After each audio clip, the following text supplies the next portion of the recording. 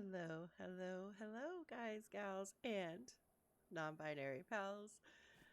Hello, good afternoon, good morning, good evening, and probably not good night yet, but for some of you, maybe.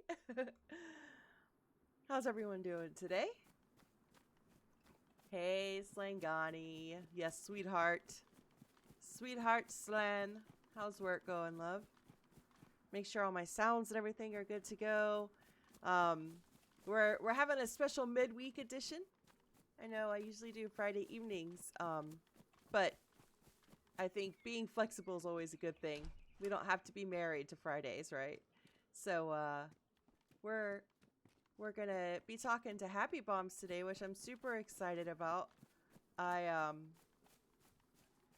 so many of my friends nearly done. Yeah, so many of my friends that I play DayZ with on a regular basis have so many Happy Bombs memories.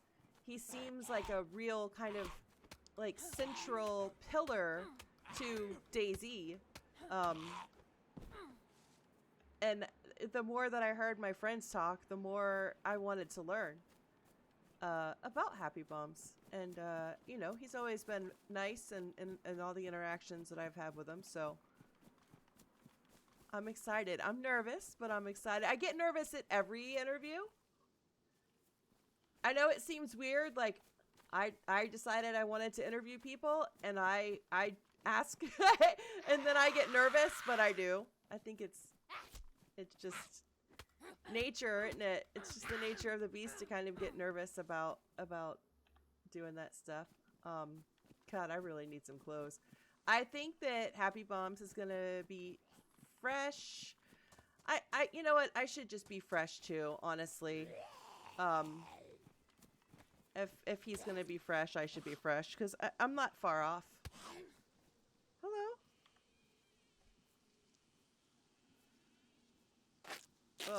Oh. Oh. God. I hate this though. So that was fun. I wasn't that far, and I was only in Drazino, so it's not a big deal, is it? Even if I weren't a super geared character. I only have one Steam account. I only have one uh I only have one Steam account. I only have ooh, that was a little bit of desync there. Might be on my part. My internet's been weird. We've really windy this week. Really, really high winds this week. Really warm temperatures. We have record temperatures today. I think it's 12. Like it's absolutely like springtime weather, and it's January. Last week we were Wednesday and Thursday school was canceled because of ice and snow, and then this week we have record heat. It's really freaking bizarre. Where are we? Are we Electro? Yep, we're Electro. Yeah. So yeah, I'm excited. I'm nervous. As my youngest child would say, I'm nerve sighted. Just don't wear a hat. Are you wearing a hat? Oh, look at this. This is for Tack. This is for my buddy Tack. He loves the track suits. We're gonna call it a tack suit from now on. We're interviewing Tack, of course, this Friday, so that's gonna be a lot of fun. Whether or not he trolls me or gives me serious answers remains to be seen, but we are going to be interviewing Tack, so. And then we've got Bam Bam, Biz Bomb, and Mr. Hanman on the lineup, and Sauerkraut as well, coming at the end of February.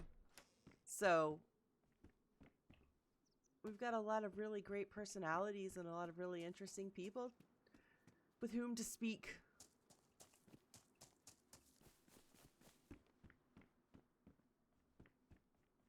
Did I already come in this one? Yes, I did. Good Lord. My brain. Bonk-a-bonk. Oh, look at all that sheet metal. Too bad I'm not working on my base right now. I could totally be working on my base right now, but yeah. I don't have a car. I wouldn't try to carry sheet metal across the map anyway. It'd be a right pain in the ass, wouldn't it?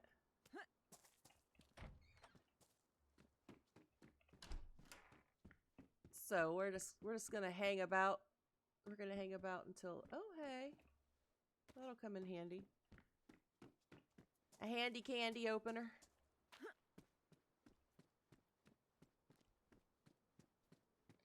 I feel like I'm about to get killed any minute now. Like, I don't want it to come to fisticuffs, you know? G-Man. When am I gonna get you in here for an interview, G-Man, huh? I know you have a lot of Daisy stories to tell. Lurking is still at work. Yes, yes. I appreciate the work lurks. Man, I love lurking a stream while I'm at work. I can't do it in my job now. But in my old, like at my old desk job, I could sneak a lurk on my phone.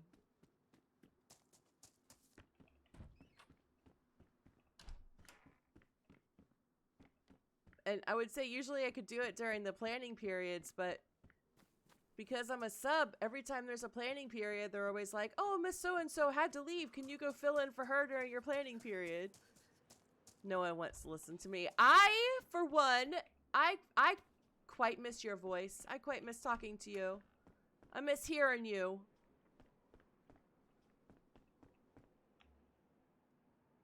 We'll put these pants on.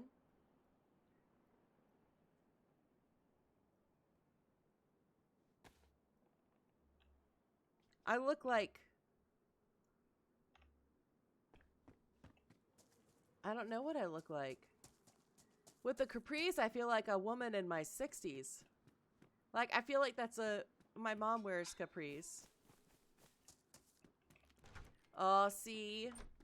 You'll hop into Discord whenever you see me on next. You know, I'm interviewing Tack on Friday. Wanna punch his dick? Well, goddamn, Welshie. Why do you want to punch his dick? Maybe he wants you to. I don't know. Well.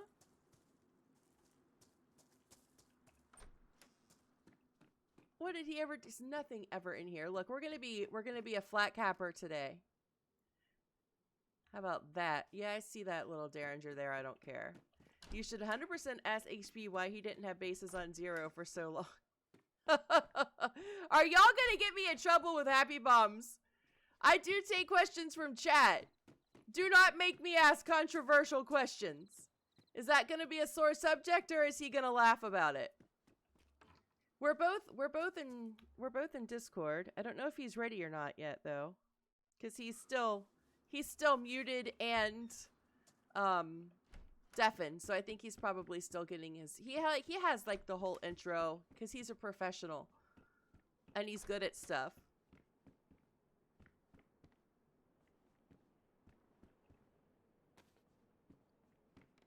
Like, he's good at making stuff. He will laugh. Okay, as long as he'll laugh, I'll ask. But if he isn't gonna laugh, don't you be getting me in trouble now. Yeah, let's just get away from the coast a bit. I feel like Electro is the place where I'm gonna get shot or punched or something.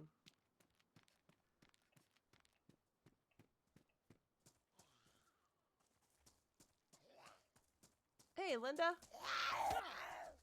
Tell him the question was from G-Man. Oh no, whenever I get questions from chat, I always do make sure to say where the question came from. Who did he enjoy running with most? Jam Jar or Mr. Blackout? Ooh. See, these are names that I only found out about when I talked to Trucko last week. Or 2 weeks ago.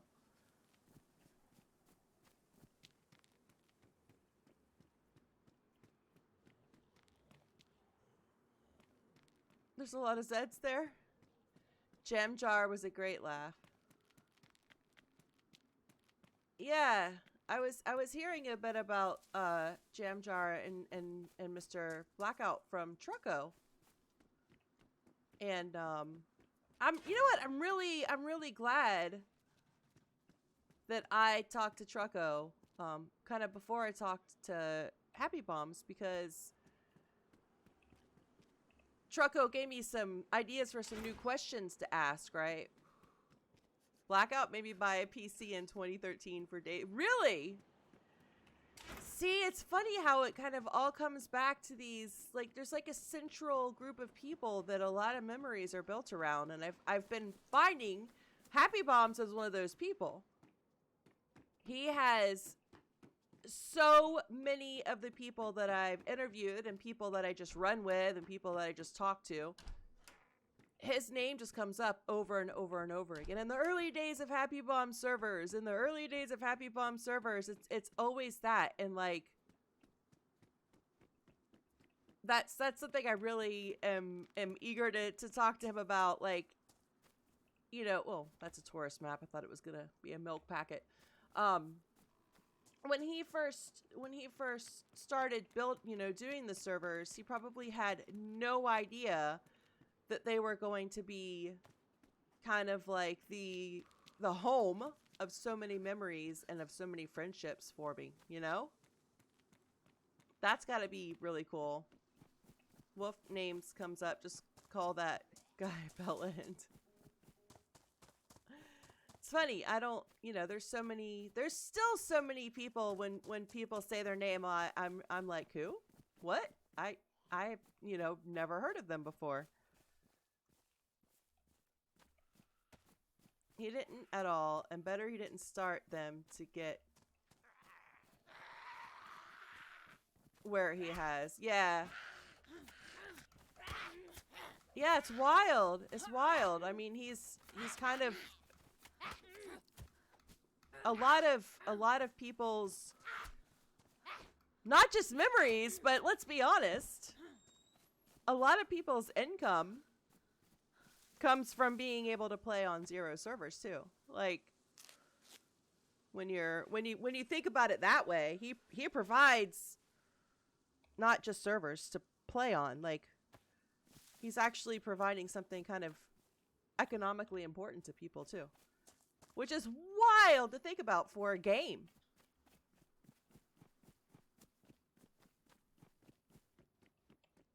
But the memories, I think, are so, yeah. I feel like HappyBombs is I've watched him for a while now, for a couple of years, and I feel like he is a bit of a bit of a sentimental guy. Maybe not super sentimental, but I feel like probably it would make him happy to know that he has created a place where people have been able to form communities and bonds and friendships and memories. I mean, because who says that you can't do two things at once? You could reach some career specific goals that you have while also doing good things for people, right? And I think that's kind of what's happened with Zero.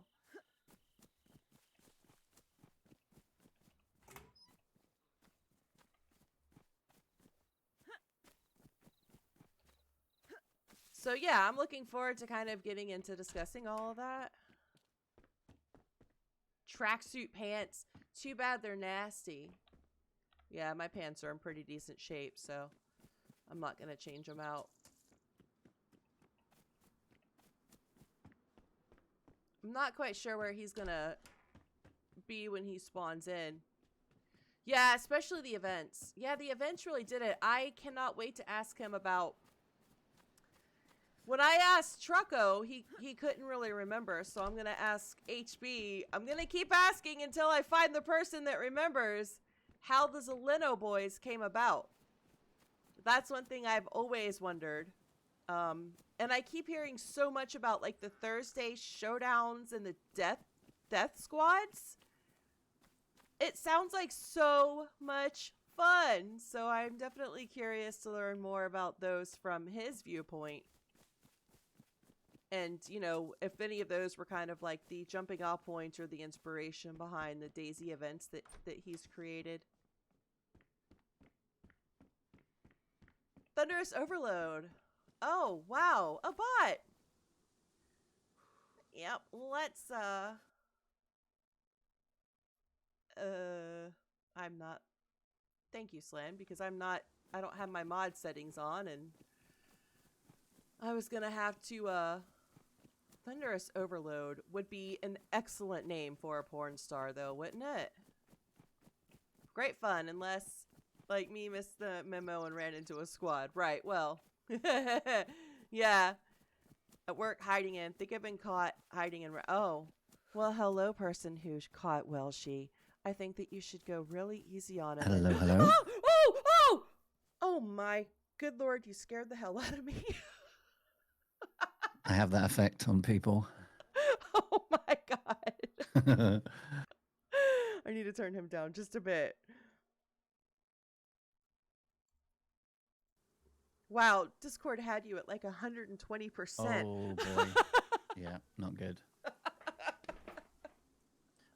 Right, I'm gonna join the server. I'll let you do your thing and just let me know when you're ready. Okay, yeah. I just spawned in and I'm in Electro right now, so I'm just kind of messing around, looting, and playing Daisy. Beautiful. Right, let me see where I am.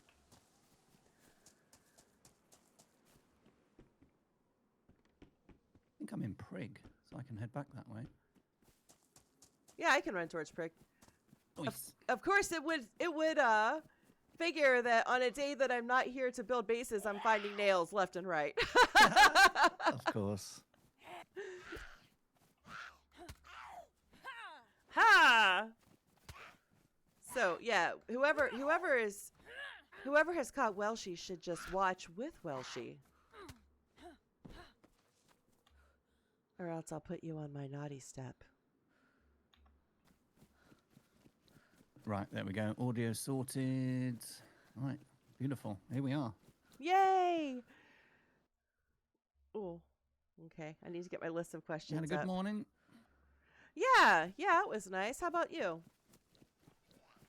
Yeah, boring. I was just transferring. I had like a hard drive full of recorded stuff, Daisy stuff that I've just not moved to a hard drive, and it took 3.5 hours.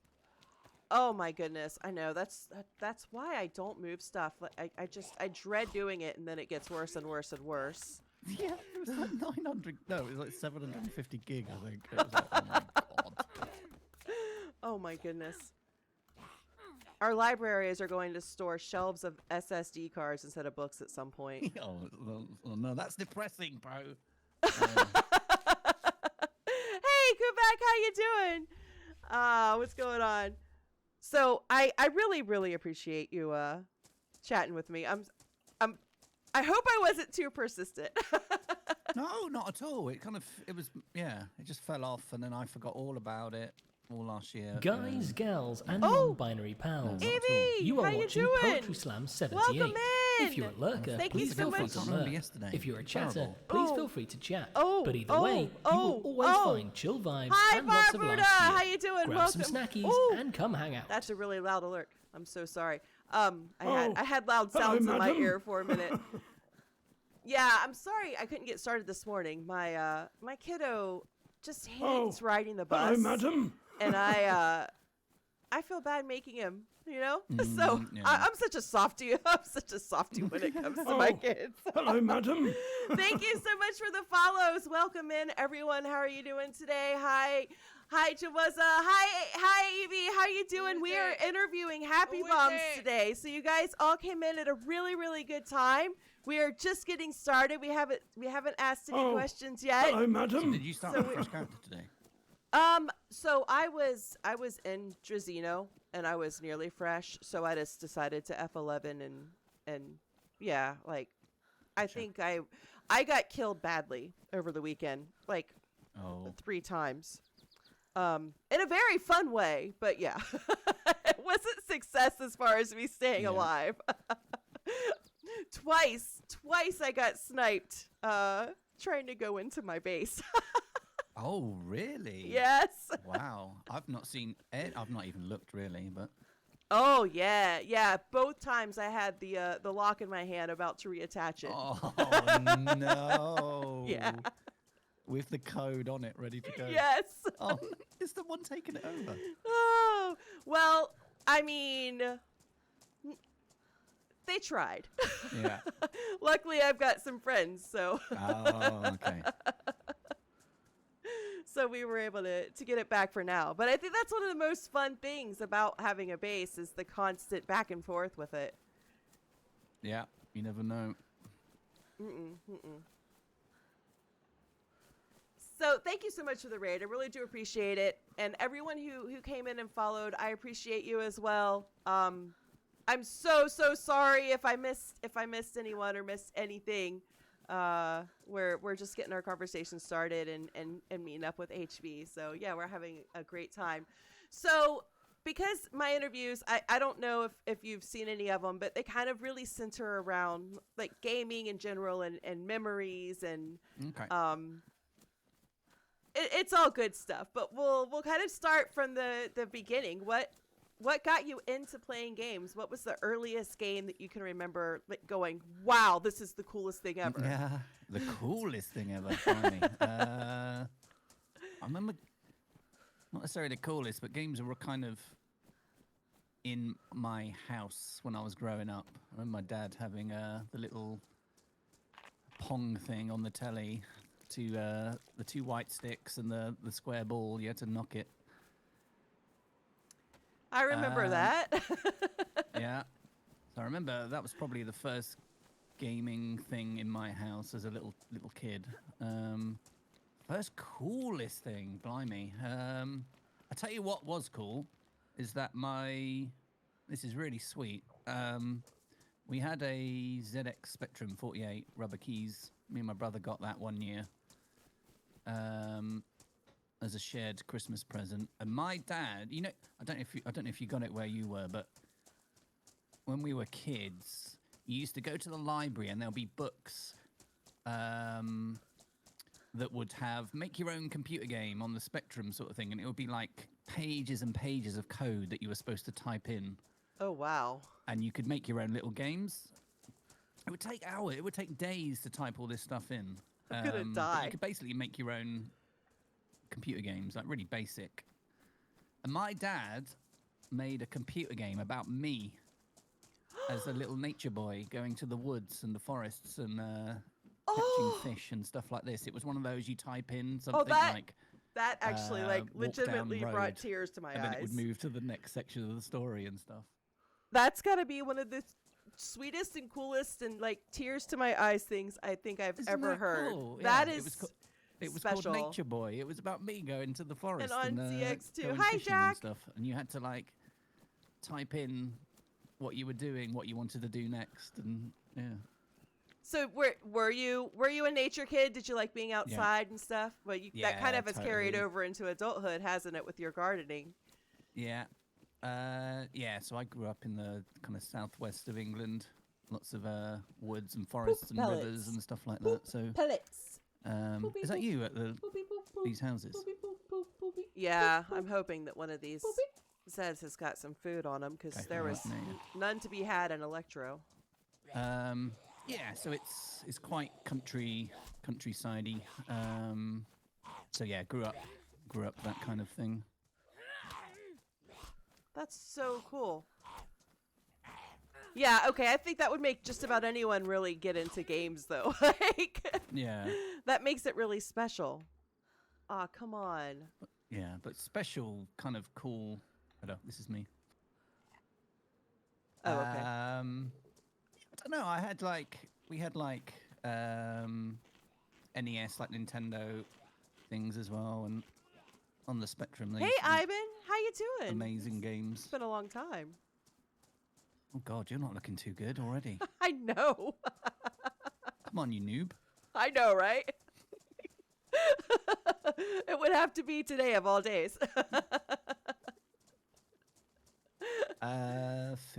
Food. Well, that one had some food on him at least. Okay. Check I don't know if there's any boats down here on the coast. Sometimes get cans and stuff. Yeah. So when you did you like the Nintendo games? I mean, obviously you eventually went into the gaming industry as a professional, so you must have gotten hooked at some point on the consoles. Yeah. I was really late to PC. Like, oh PC, wow, that's amazing, well, Ivan. It's when I basically found DayZ and like Armor in whenever it was 2014 or whatever. That's my first go into PC gaming. But I was console before that. Yeah, I had all of them: Nintendo, Dreamcast, PlayStation, all that sort of stuff. Grew up on console. Yeah, I was the same. I was pretty late into PC gaming. I was always a big console gamer. Yeah. And yeah, same. I still have a Switch and a PlayStation. I don't get into the console wars stuff. I like them all. Yeah, exactly the same. I've still got all my old consoles and stuff. Yeah, I do too. What was your favorite let's say Nintendo game? There were so many on the N64 was so good. Oh, it was so good, yeah. Just so many, just like even like seeing Mario in the 3D the first time, and I don't know, all the rare games like Banjo-Kazooie and all that sort of stuff. They were so much fun. Banjo-Kazooie was so I used to pay my brother because I was terrible at Banjo-Kazooie, but I loved to watch him play it. And I used to pay him in Krispy Kreme donuts to like he'd get a donut for every hour he'd play. Oh my god. I was like doing the Twitch model before anybody ever thought of it. Yeah. But yeah, they were just so creative and great fun. Just so good. We still play like we got Switch as well, and me and Zinga Bear, my other half, we play like Mario Kart every week. Oh, I love that. Yeah, my son and I play Mario Kart usually on Fridays after school or like all day Saturday. Him being, of course, 15, he has the faster reflexes. Ooh, and continuously kicks my ass and doesn't let me forget about it and makes Mario TikToks. Kart's one of those where you go from first to Anti-hero in like one corner. It's just chaos. Yes, it is. I love it. Thank you so much for the sub, Anti-hero. How you doing? Sometimes. Well, she was looking for you earlier. Yes. I always think it's a fix against my character. I'm like, oh yeah, the NPCs have it in. Absolutely. If you're like in the middle of the pack, you're just continuously getting hit with the red shells and the blue shells. So annoying. It is. So I take it Zingy Bear wins more often than not. We're pretty close. She's really good as well, but we do like little Grand Prix tournaments where we go through every single map and we tally up who's won what. Oh, this funny. This week we're 2-2 at the moment. I love that. I love the new maps they have added. They're so good. I was so excited to see the Tokyo one. Mm-hmm. Yeah, I've seen the little landmarks and stuff. You're like, oh. Yes, exactly. So have you had a favorite character that has kind of stuck with you through all the years? Yeah, I do. I've even got I've shown him on stream a few times. There's a character on there called Roy. He's got bright pink glass. He's one of the Coopers. Oh, okay. Yeah. He's got mad red glass sunglasses, little pink shell and stuff. He's hilarious. He just cracks me up. And Zinga Bear's mum knitted me. She made him for me one about 2 years ago as a little plushie. It's so fun. It's so good. Oh, that's so cute. I love that. Just from pictures, like no pattern or anything, but he's so cool. Oh, that's cool. Yeah, that's talent. And Zinga Bear likes Toad. That's her favorite. Oh, Toad is my favorite. That's the only character I will be when I play Mario Kart.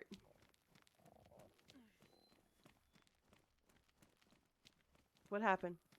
Did Discord go down? Where'd he go? Hello? You're not in a good way. Oh my god.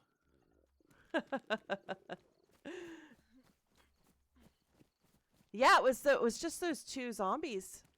They just took my health down, and I was already hungry, so that didn't help.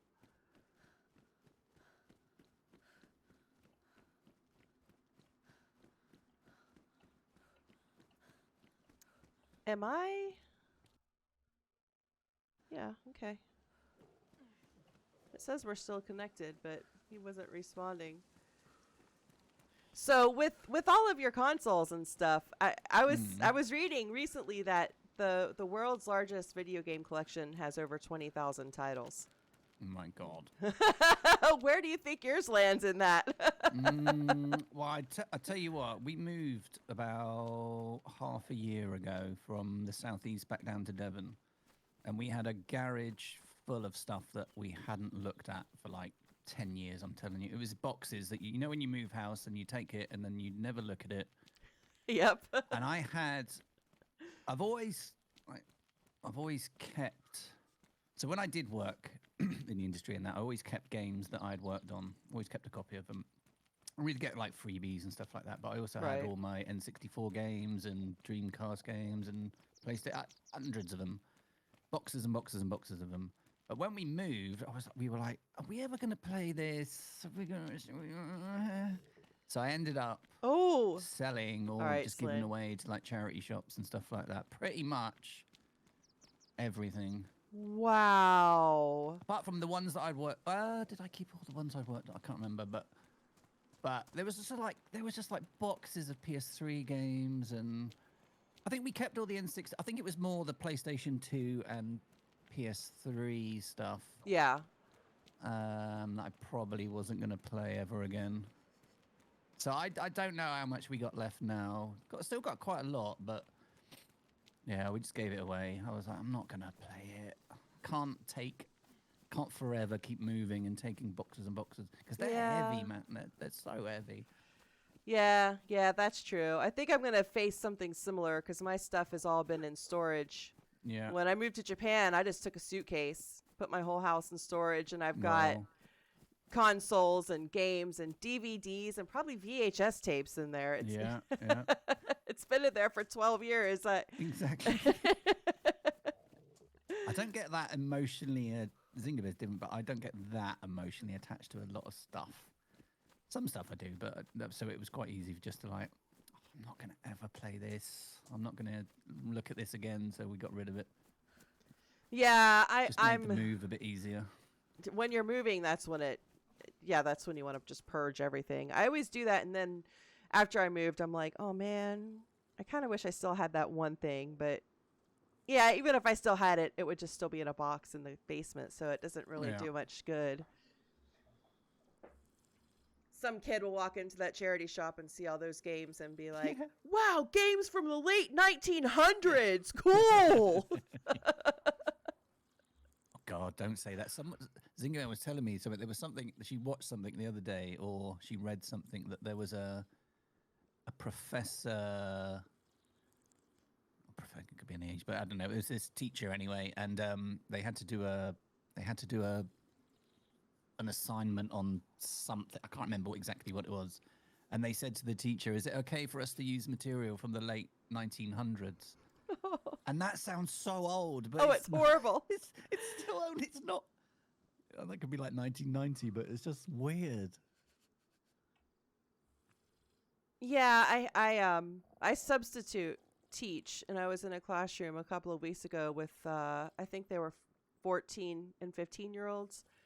And they asked what year I graduated high school. And I told them 1996. And they said, we never knew anyone who went to high school in the late 1900s. And I just was like, oh like my God. Right. It might as well be to them, I suppose. Yeah. But I was just sitting there like, wow. Man, I think that's the first time I ever actually felt old. I was like, I prefer to refer to it to the 1990s. Thanks. Yeah.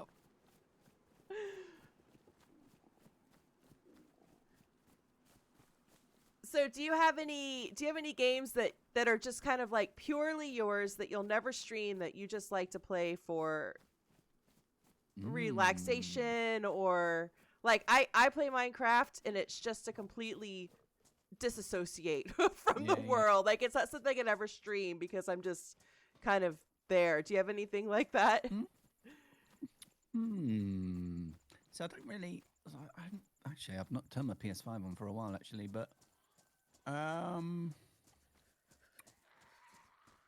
not really. I don't know. I don't tend to play that much.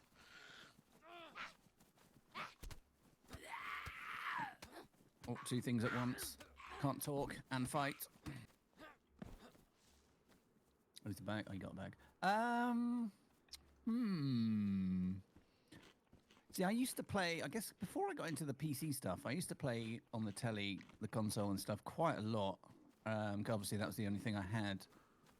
I don't know, Zingabear and I, we They say sometimes 1900. play games. It's true, I've never Shiro. streamed, but we play stuff that we can kind of share. In the sense of, I don't know, it could be any game, story-based game or something like that, where you... Yeah. Oh, there's some crackers on this guy, you get him. Well, we'll do like a level, and then she'll do a level, and then I'll do a level, and something like that. But I don't know, I think ever since I went kind of full-time 2 years ago with the streaming stuff, I don't really play as much at night, unless it's just, the Mario and stuff like that. Yeah. I imagine it's part of that balance that you have to have when you do that. I still like, I do play DayZ sometimes, believe it or not, off stream, and sometimes I just log in at the weekend, have a quick go, or I play Tarkov quite a lot off stream. Seriously. Not really, whatever takes my fancy. I don't have, I'll play anything really. Yeah, you're a true to the word gamer. It's a game. Hell yeah, let's give it a go. Yeah. Can't see me ever not playing games. It's weird.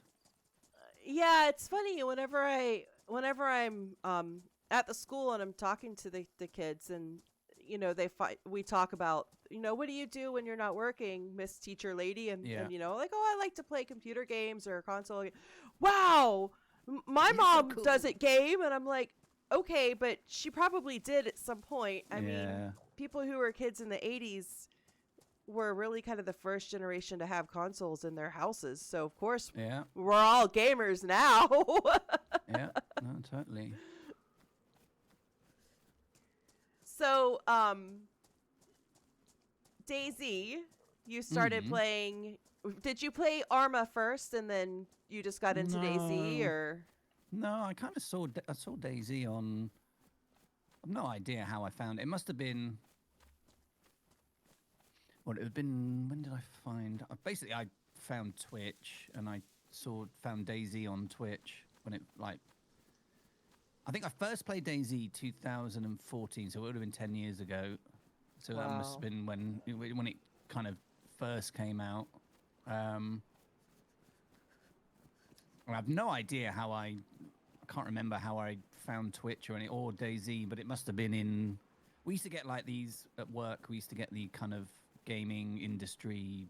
it was called MCV, actually. It was like a trade and press kind of magazine that told it was like latest releases and stories from developers and stuff like that.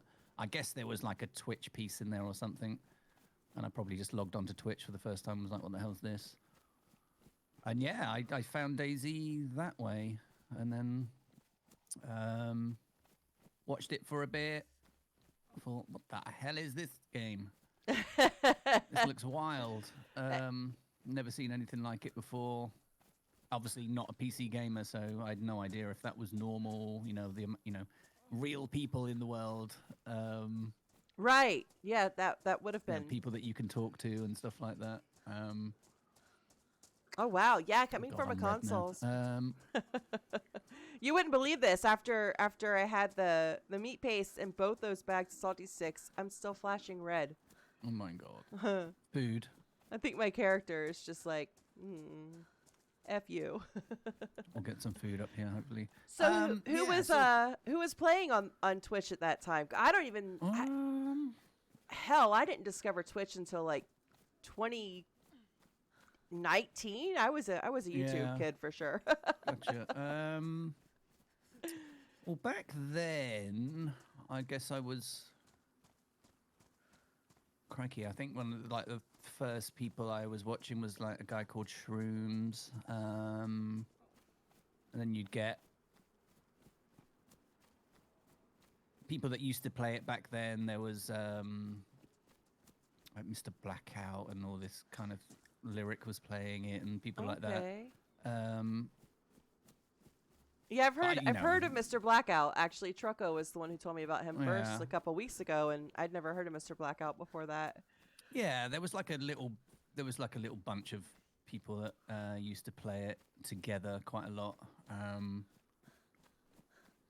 But yeah, I was never bothered about the.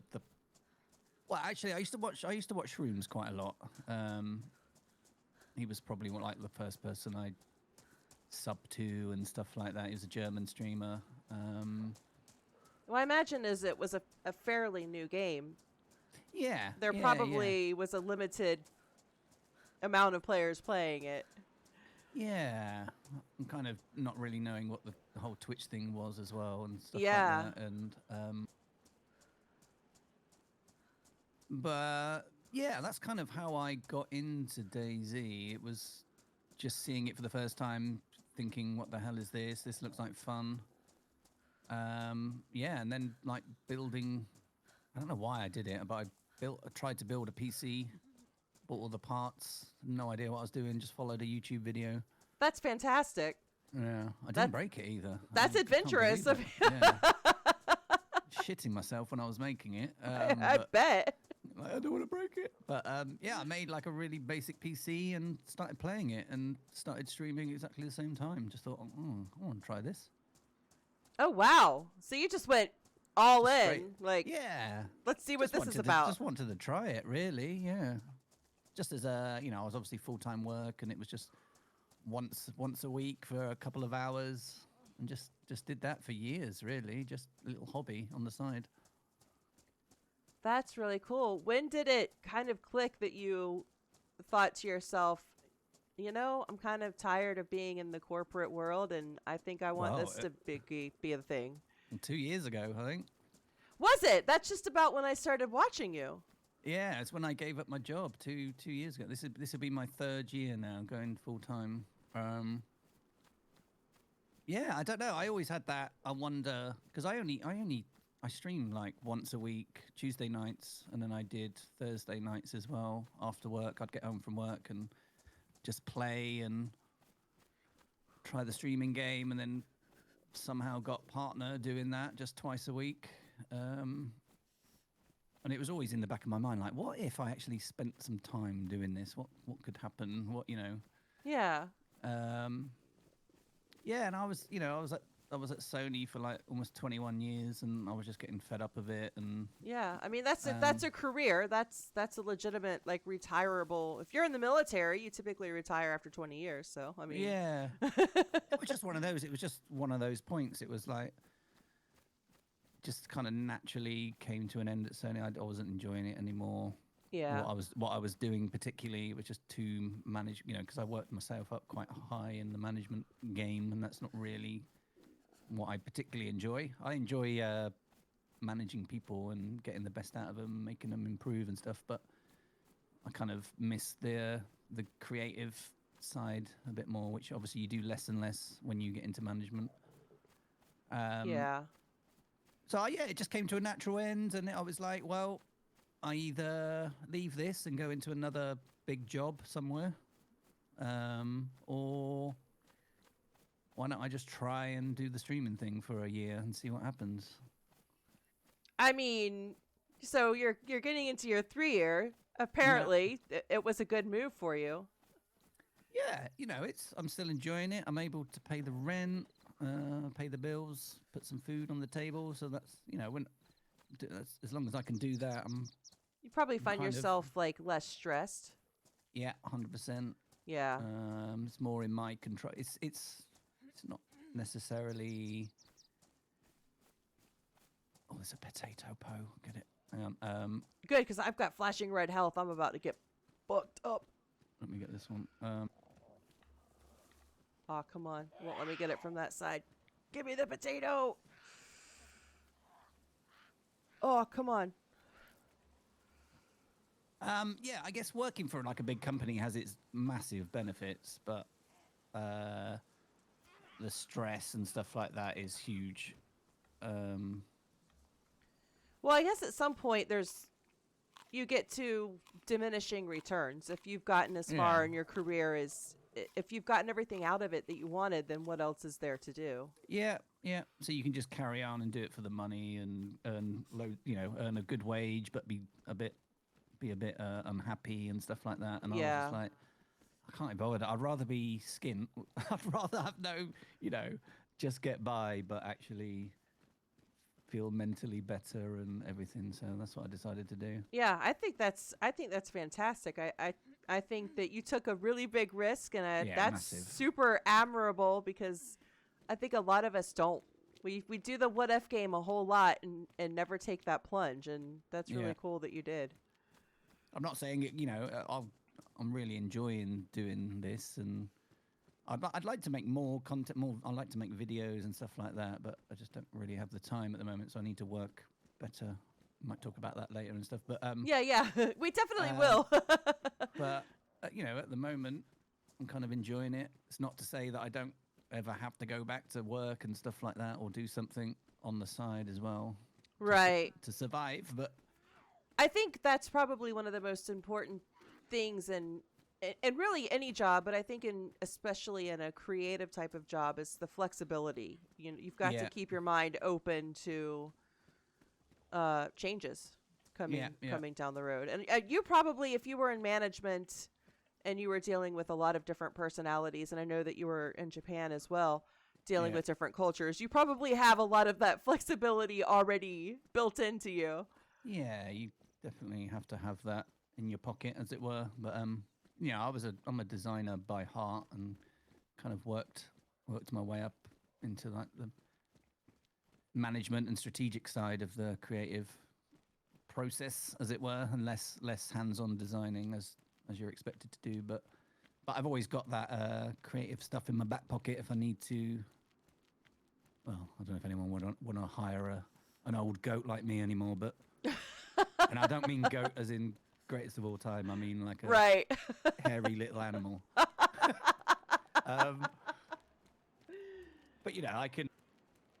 I can do that stuff.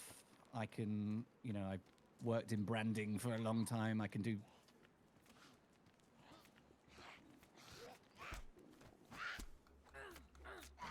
There was another can on this one. That was the plan when I went full time, was to carry on doing the design stuff and channel designs for people and all that sort of stuff. But yeah, time. Yeah, it turns out there are only so many hours in a day, and some of them you actually have to spend sleeping. Yeah. And possibly, with people who love you as well. They kind of want to be around you once in a while. Yeah, exactly. I still don't think I've not found that balance yet. Yeah, I think that the balance is really hard. That's a question that I ask everybody is how do you maintain a healthy balance? And not one person has been able to give me an answer. I think we all struggle with it. Well, definitely. So I when I started doing the full time, I was like, well, I definitely want to, treat it like a job as such. So I wanted to try and fix at least 8 hours, do it like a job. Don't do weekends. I need those times. I want the evenings. Right. I've done pretty well for that. I kind of do 8 hours a day. Don't do weekends.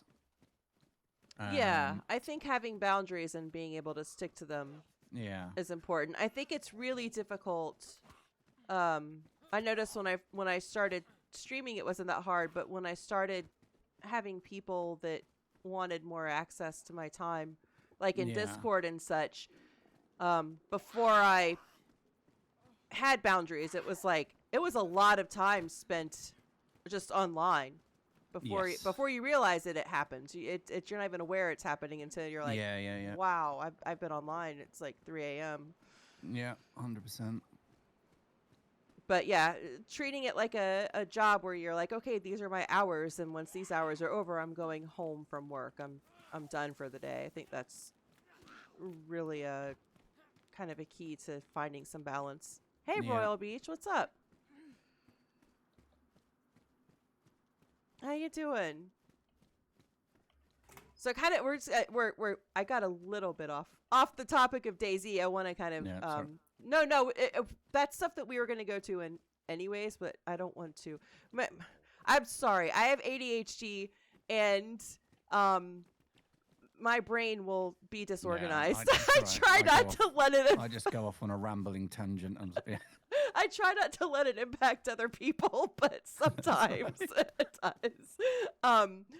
But yeah, so the whole interview series kind of came about because I was just playing with Sangani on stream one day, and I just started asking him loads of questions. Yeah, I've heard of him. Dodgy. Yeah.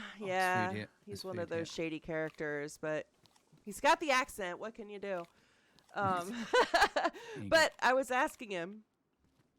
Oh my god, I wonder if I'm ever going to stop flashing. Like, the amount of food this character is eating is crazy. That is good food. That'll stuff you out.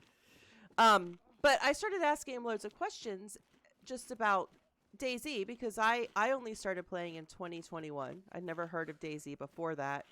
And the more people I met in game and ran with and played with, the more I heard about the old days. And so I talked to him about it. And then I talked to Pudding. And then it just kind of went from there. I just wanted to talk to more and more people. And yeah, since we're all part of this community, it's really cool to kind of get to know people a little better. Yeah. But yeah, so DayZ, now I know it's changed a load since you started. And I know most of the changes have been incredibly positive, and people talk about how kind of a little bit funny the game could be back then. But are there any things that you miss about DayZ from when it first started?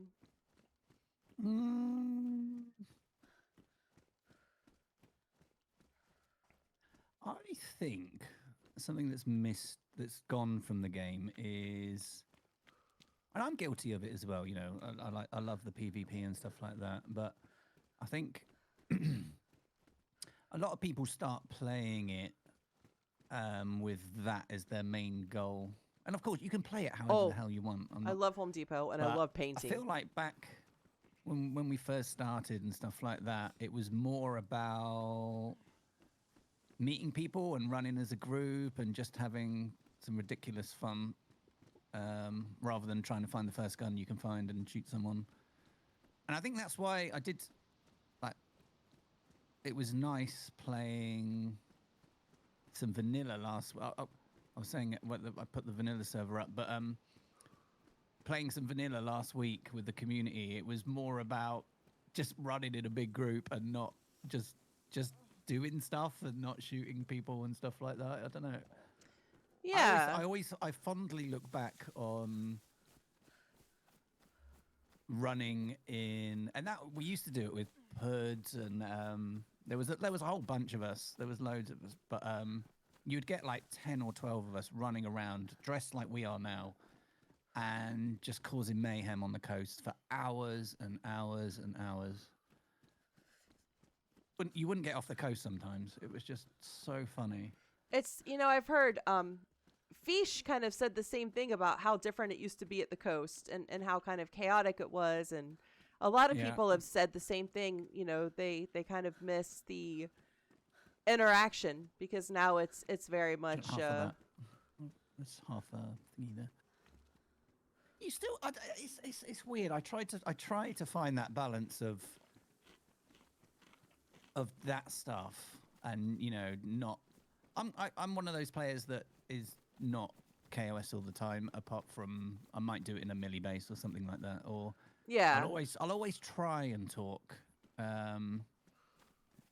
because I always think it's much more richer. That you get more out of it. Someone's going to remember that moment more than. Oh, sure. I'll forget that I've just shot someone in the head, and then I've moved on to the next person. If I actually talk to someone, and something comes of it, or nothing comes of it, or we end up fighting, or we just say goodbye, I'll remember that more than I will just shooting someone without talking.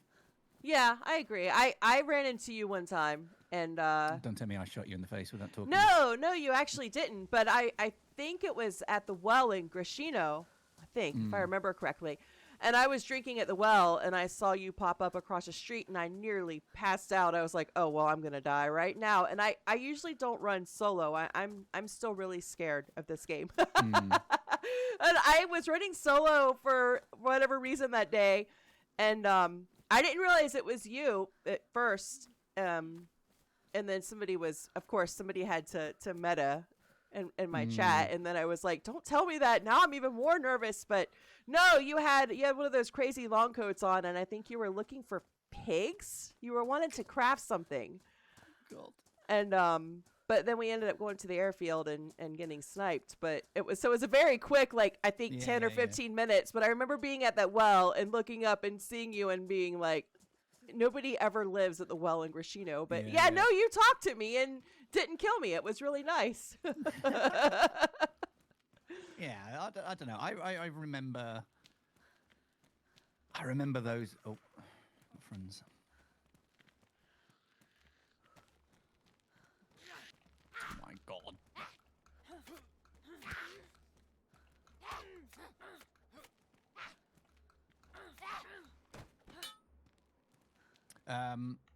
Yeah, I remember those little moments from 8 years ago or 6 years, whatever, things that have happened like that. Yeah, they're kind of special. They are. So, I gameplay has clearly evolved then from the early days to now. Yeah. Do you think it's the influence of other games, or just because the player base has gotten much larger that has caused that shift? Oh. I do find it's mad to me sometimes. We were talking about this last week, I think, that sometimes some people's first introduction to DayZ is like Namalsk, for example, which is small map, everyone on top of each other, really harsh, so you've got to kill it's proper survival. It's like the hardest thing you could try for the first time, but and it does blow my mind sometimes that's people's, because they might see someone playing it on Twitch or whatever, and they're like, oh, I want to do that, and it always and the mouse is always chaotic and stuff like that, or it can be on people's streams and stuff. So yeah, I don't know, maybe there's like an expectation of that's what the game's like, and sometimes people miss what's at the core of it. Yeah, I can see that. Yeah, I don't know where we're going, by the way. Yeah, I don't either.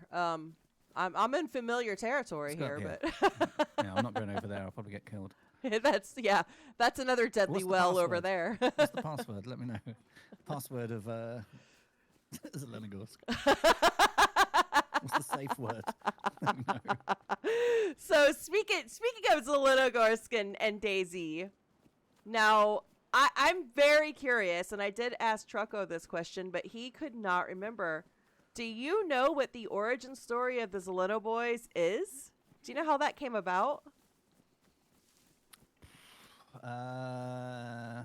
Blimey.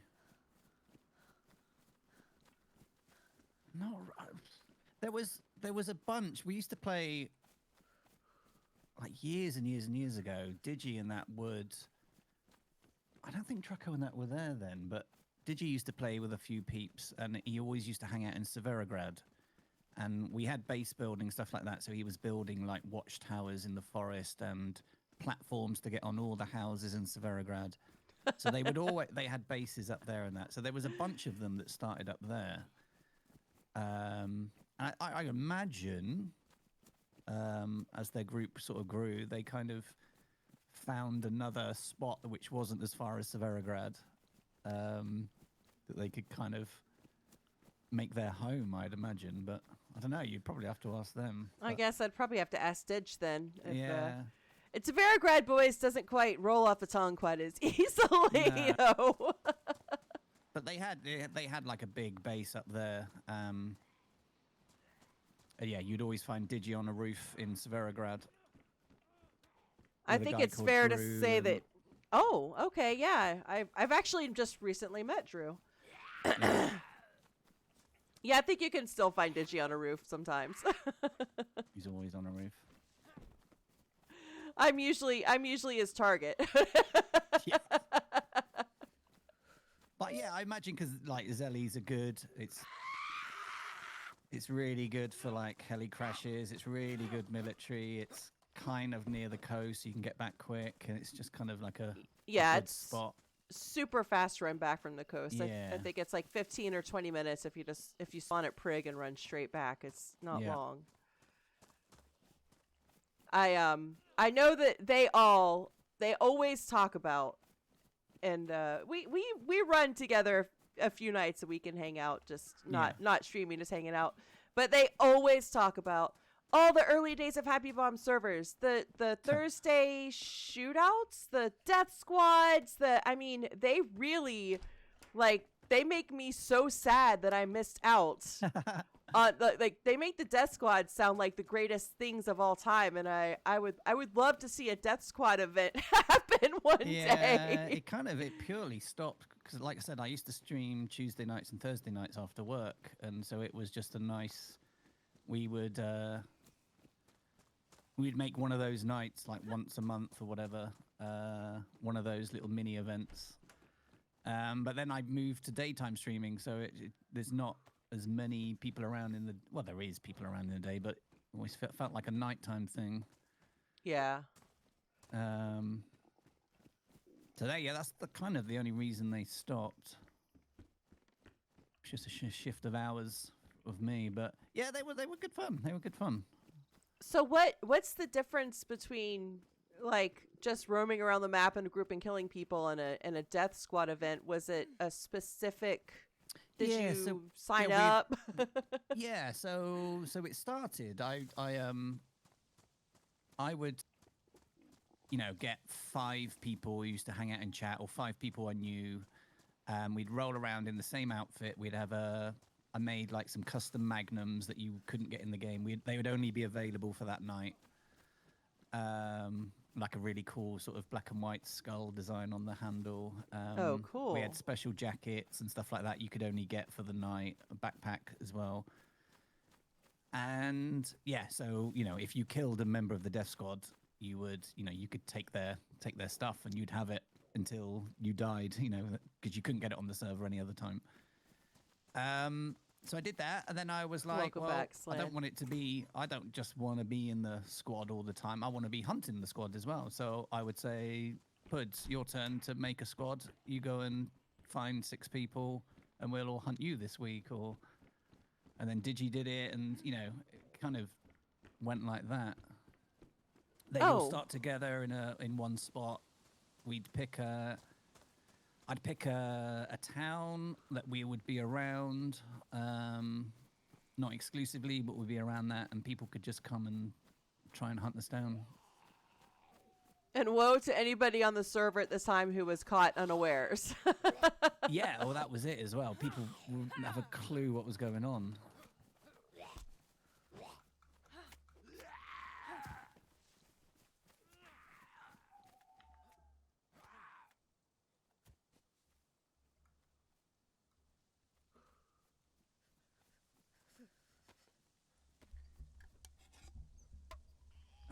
That gives a but lot more. You just hear a lot more. You'd hear a ton of shots somewhere, and you'd be like, "What the hell is going on?" That is so. Were those were kind of like the first HappyBombs events then? Ooh. Blimey. Don't know if they were the first one. Probably True Colors was my first one. That was about, I don't know, 7 years ago, probably more. I did the Oh first wow, one. that long ago. Yeah. They were like they're twice a year kind of thing. I'd do those, but Death Squads kind of came in amongst that as well, and other little ones. But Wow. So, what were there Daisy events going on at that time, or did you really do kind of the first one? uh, there weren't many. I think Spaggy was doing his, I think Run Die Retry thing was going on. Oh, that's the only- always fun. Yeah, that's the only one I can remember. I think it was because I found Daisy and it was Arma 3 as well, Battle Royale, and which was a mod for Arma 3, which was, I guess, the original Last Man Standing PUBG kind of thing. The guy that made PUBG made the mod for Arma 3, which was a Last Man Standing. Everyone kind of floats in. Oh, hang on a minute.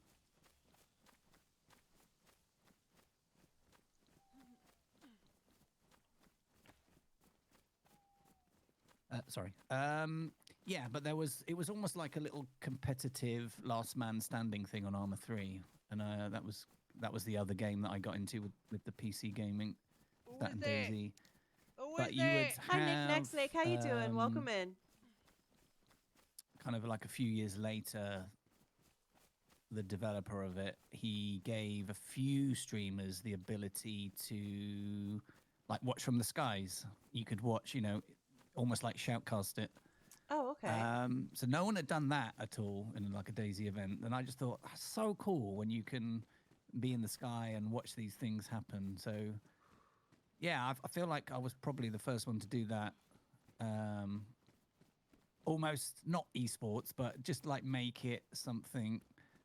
Oh no, I wasn't the first. So it would have been Survivor Games would have been the first, which was an official Daisy thing. Oh, okay. It was quite clunky and stuff like that.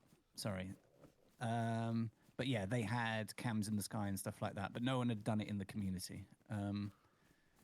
So I wanted to see if there was a way I could do that, and it was I tried it as an event. Learned a lot from the first one, but it was good. It went down really well. Yeah, well, I mean, the True Colors events are legendary. They were probably the first thing that I heard of when I first started playing.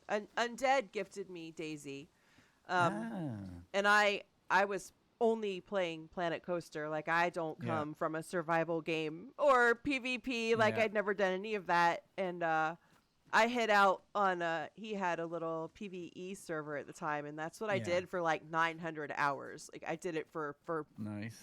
And the True Colors that I played in was the first PvP I'd ever done of any game ever in my whole life, and it was in True Colors. Nice. But I had heard about True Colors before I even realized that people stream Daisy and stuff. Yeah. I would run That's into weird, isn't it? people and well, I heard about True Colors from G-Man and Undead and everyone who was running on his server at the time, and it was the stuff of legends. So of course when you had one, I was like, oh, this is that thing everybody tells me about all the time. I've got to give it a go. And it's so well organized, and it's a lot of fun too. So yeah, brava for that. And then you had you've had a few different events though. Yeah. They kind of tried different things. Oh, she went straight past me. It's a bandage. Yeah, so I did True Colors for quite a few years. Again, it was kind of I'll tell you what I'm going to do. I'm going to make more rags and we can make a fishing rod if we want. That's a good idea. Yeah, the whole idea of like team colors, colored backpacks and armbands and stuff. I think again I was probably the first one to do that, which was the whole thing of True Colors. Then after a few years, I was like, I think I got not necessarily bored of it, but wanted to do something different more than people. I just thought, oh, everyone's seen this, everyone's doing this now, no one wants to see it again. But I don't think that is the case. People still want to do those events. But so I tried the Survive one. The Survive one was a lot of fun. Yeah, that Yeah. was good. I don't know. I'm always trying to tweak it or just add something a little bit different for the next time to keep it fresh. But I've not done one for about a year and Oh no, not two. easily 14 months. I've not done, but I do have one coming lined up. Yeah, I knew that. Oh shit, I'm dead. No. Hopefully, I can get a prig spawn and I can just run back up. Yeah, I know that you had been talking about doing one, and then it seems like even in the past 2 years, well, gosh, I guess it's now 3 years. It'll be 3 years in June since I started playing. It seemed like you had True Colors, and that was really the only thing going on. And then it seemed like there was a snowball of events that were happening. Yes. Yeah. And then, of course, now we have events all the time. No, it's cool. I think the community loves that. All right, but we need to find out. I think it's cool. People, Where am I? why shouldn't people host events and that? But for me, it became a little bit saturated, and I was like, I'm just gonna, I don't know, I'm gonna take myself out of it for a bit, let other people do it. Where the fuck am I? And I'm still in that mind. I think it's calmed down a little bit more now. I've not seen any events for a while. Fucking Electro again? But yeah, no, I definitely want to do. I want to do at least like 1 or 2 a year if I can. Like I said, I've not done one for over a year, for various reasons. But I've got one ready to go. I'm just waiting for I'm getting a custom radio mod made. Oh, cool. Which we tested over Christmas. We did a little community meetup, which was pretty good. It just needs tweaking a bit, but I'm just waiting for the modder to finish it. And then I'll be pretty much ready to go with that one. What's up, Pope? How you doing? Yeah, I think so. Obviously, your time spent at Sony has really kind of given you an advantage when it comes to knowing how to market your games or your events, and knowing how to design your events and stuff. I mean, do you agree with that? I think, yeah. Well, I think that gave me. I said right from when I started streaming, like I said, I only would do like a couple of hours, 1 day a week. A lot of effort to get some events working. People for burned months area. and months, and then one person, and but I always said from the start, I'm going to try and make my stream look as professional as it can, sound good, all that sort of stuff. And even if I'm not live, if I'm not live for that long on a Tuesday night, at least if someone does come along, they'll be like, oh, this looks quite cool, and it sounds good, and the picture's pretty good, and stuff like that. So I always had that, being a designer, graphic designer by trade, I guess, from the start, and then working for. No idea where I am. Worked in the industry for about 30 years. Honestly, I have no idea where I am. I was in editorial and magazines before that. Oh, okay. Before Sony, so I was designing video game magazines and stuff like that. But yeah, I was an Electro, but I don't think I am. At PlayStation, I moved fucking into idea where I am. and all that sort of stuff, and I ended up finishing as the group manager of the PlayStation brand globally. So, and I knew how to, and that's within the marketing department. So you kind of had that. So at least I could make my streams look good and stuff like that. So that's definitely an advantage. I can. Now I have no light. I can design my own merch. I can design my own channel graphics. I can do logo. I can do all that stuff myself. It's ruined. It will still glow. So though. I think that's a big advantage of having that background. No, it won't. And I'm able to do it for other people as well. That's kind of how I started as well. Like I was saying, I used to watch this guy called Shrooms, and he wasn't a partner or anything like that. And he never had a logo or anything like that. So I knocked up a logo and channel graphics and all that just for free because I liked him. I was like, no, yeah, dude, I can do this stuff for you. I don't mind doing it because I enjoy your content, and I'll do it for free and all this sort of stuff.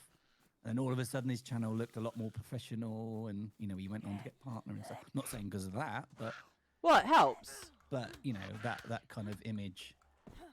So it's kind of, I can do that stuff. I've done it for loads of people. I've done it for OG and I did loads of stuff. I did all the Karma Crew stuff.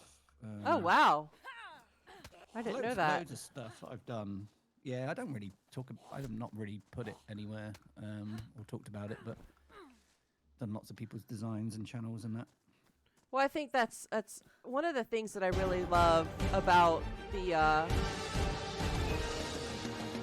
Sorry, I'm getting a really loud sound alert in my ear.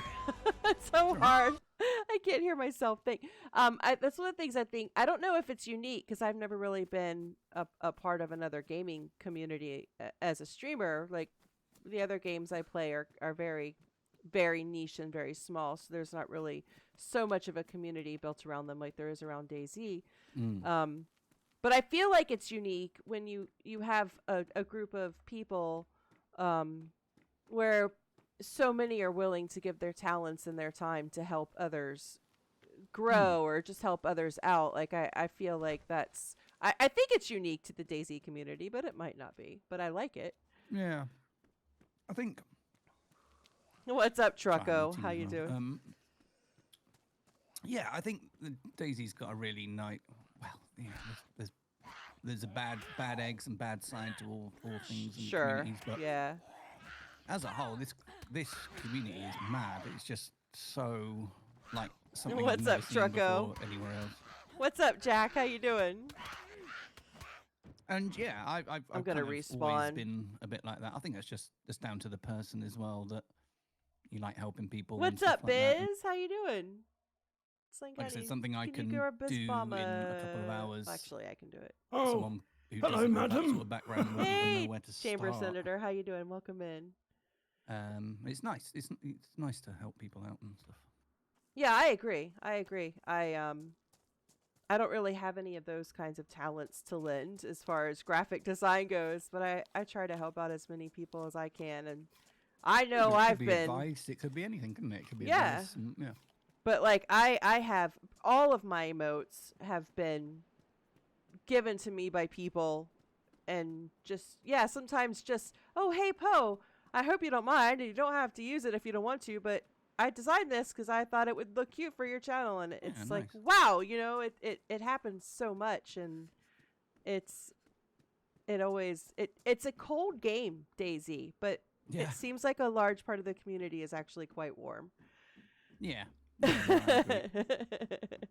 And that's cool that you have helped people out that same way, because you're I love your emotes.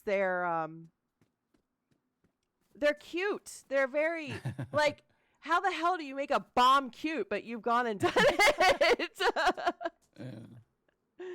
I did a mix. I've done some of my emotes, so I did pay someone to do some of the others. I'm not I think that's it, isn't it? I think there's a real big difference between being an artist and being a designer, graphic designer. I'm not an artist. Yeah, I'm in Barry again, aren't I? So like the little caricatures of me and stuff like that. Die. Yeah, I didn't do those. Someone did them, but in terms of branding and stuff like that, that's I'll a have really to ask him different that. skill set than an artist that can draw and bring something to life that way. Right. Well, I mean, branding is you have your art, you have your logos, you have your emotes, and then you have your branding, which brings everything together and includes the marketing, and that's a whole different beast. You've got to think about the bigger picture and how it all links and stuff like that. Right. It's got to be designed. I have my degree, my line of work was interior design before I started moving overseas. So it's a different kind of design, but the end result is the same. It's that overall cohesion and telling a story. Yeah. It's like the branding of your space. Yep. So Interior design, that is a long study path, isn't it? Well, yeah, it is. It is, because in the States you have to be licensed to be a designer. So between school and having to do like a 4-year long internship before you can take the state test, it's a long time. Sora's already fallen. I It's remember when just I oh, started thank you so first much for the studying follow. I graphic appreciate design, it. like at my first college. You know what? Obviously Actually, interior I'll design, just people die. studying it there. I just remember talking to them of how long they would have to study for and stuff, and it was just like so long. Yeah, But it's important. wild. It's such an important job, though. That's what. Yeah, people think it's just like, oh, I'm gonna slap a paint color on a wall and find a sofa that goes with it. But it's a lot of knowing building codes and knowing space planning and where Yeah. to put electrical outlets on walls and Yeah. oh, I didn't do that, but when I was at Sony, I used to get involved because I used to do like all the event spaces and stuff like that. you do And see Azimuths everywhere. we did like office refurbishment. The whole building like had millions and millions spent on it and stuff, and I was part of that process and stuff. So Yeah, it's really interesting. it's about how a space is going to function and how it's going to flow Yeah. and Yeah. how it's when I was getting into it, what I really wanted to be able to do with it was I wanted to do commercial design and I wanted to design spaces. I wanted to do schools mainly, but also public spaces with children with ADHD and autism in mind, because there are not spaces that are designed for people who might need a quiet corner or something not so overwhelming. A lot of public spaces especially are so overstimulating. Yeah. But life had different plans for me, so Yeah. Sometimes doesn't go to plan, does it? Or goes a different direction. that's that whole being flexible thing, isn't it? Yeah. So is there I know I've seen you on your stream tinkering around with map locations and adding stuff and all of that. Is there any geographical area or type of environment that hasn't been put in a map yet that you would love to see? Cool. Blimey. Chamber Senator, no worries about that. No error. It's okay. I don't know. I'm looking forward to this Hashima Islands, this Japanese one that's coming out. Yeah, Looks me like too. He's doing a crazy job on all the detailing and stuff on that. That's really interesting. I like the. Have you seen the Skalasig Vorian's doing? I think he's called Long Dog. He's doing like a Scottish Hebrides one, but I love that idea of, I don't know, like crazy rural like Ireland or or Scotland or stuff. These terrains and stuff like that. Yeah, I I've love hopped that. on that map a couple of times when he's had it up, and yeah, I like it. Those areas of the world are so kind of wrapped in mystery and intrigue, and yeah, they've got the really varying terrain, so I think that makes a great map. I think it's really. I like the maps that really give an atmosphere. Like I for me, like just like Namalsk just hits completely different from any other map to me. I just get these mad chills and atmospheric vibes and stuff like that. I can just, when the sun's coming up and there's mist and I don't know, Namalsk always hits really hard for me. In just like I could just sit there and just watch what's going on around me and stuff. But I really get sucked into those sort of maps. Yeah, Namalsk is a really good map for immersion. And I cannot tell you the amount of times I've been on Namalsk and actually shivered in real life. Like, because it's just, it's so good at creating that environmental immersion. And It's then just so different from anything else. it is. And those EVR storms, the first time I heard one of those, I actually ducked under my desk. I didn't know what it was. Yeah. But yeah, I'm one of those I'm a sucker for a sunrise and a sunset in this game. I'll happily just sit there while on stream. They can sit there with me and we're watching the sun come up. Oh, the amount of times that I've just gone somewhere and sat down and watched the sunrise or sunset, or just like stopped right in the middle of the airfield to take a really good screenshot of a sunset. Hey, Sir Psychoberg, how you doing? I still just get so into it. It's more than a game, Poe. It's more than a game. Well, that Okay, that's a really good segue into something I was going to get into later, but I can't not get into it now. It is more than a game, and I have to tell you that out of everyone that I've interviewed, and then I've interviewed a lot, every single person has a Happy Bomb story, whether it's running into Ooh. you, running in one of your events, running on one of your servers, being in your Discord, being in your chat. Everyone has a Happy Bomb story. And a lot of people have, like I said, oh, on Happy Bomb server this or on Happy Bomb server that. When you started creating your servers, what was your goal? Oh. And the follow up to this question will come. So there's been a lot of different kind of server things. The servers, like, to what it is, you know, it's I'm not going to say out of hand, but to be, you know, when I see comments like, you know, it's one of the Zero servers, one of the best in Europe and stuff like that, and to see like loads of people playing them and stuff, and you know, that it does blow my mind, and it's kind of humbling. But you know, they started off. It's always started off. Am I in Barry like again? Somebody watching my chat saying, "Would you like a community? You know, would you like a server just to mess about on?" And I'm like, "Oh, blimey, I've not even ever thought about that." I am in Barry again. This is So someone did that. I Barry. have God no idea damn. how long ago it was, but a long time ago. I don't want to be in Barry. He's You know, and over there in would fucking be, past Prig. I don't know, a few people on it, not many. Just there'd be a few of us on it. But I always. So I think those sort of ones where were to go. always. I've always had like this thing of it wanting to be a community feel about it, where people feel like they can, you know, we can. I've never been scared of like trying something new on the servers. I always say like sometimes it'll work, sometimes it'll be terrible. And I'm more than happy to listen to people, recommendations of mods, or maybe you could do this or something like that. I've always tried to get people involved, Right.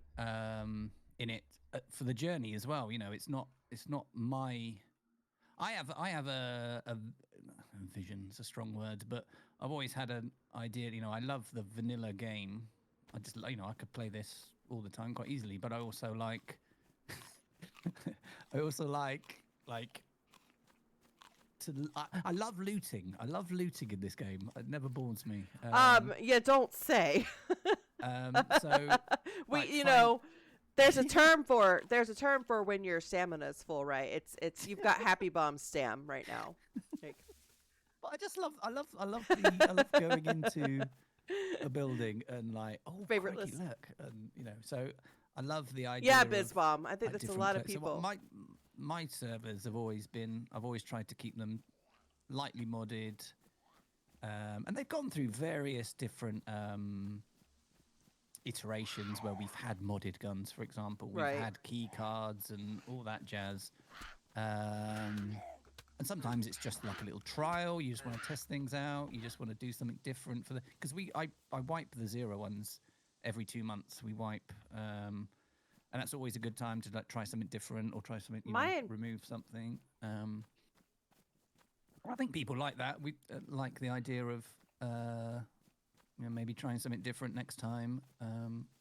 So I've done all that. I've gone back to a much more simpler approach now. So we don't have any modded guns. Apart from like skins for the gun, so the Mosin would, you could get a black Mosin or whatever. Right.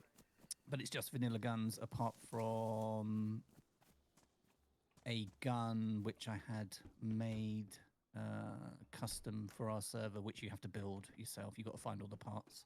So that's the only modded gun, but it's only on our server. So I've kind of wanted to keep towards vanilla, lightly modded.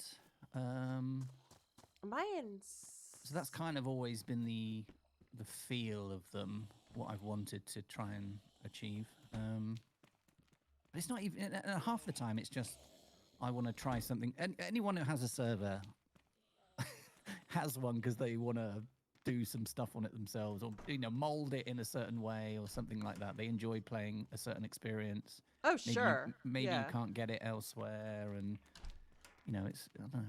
It is Do you have a favorite server iteration that you've done?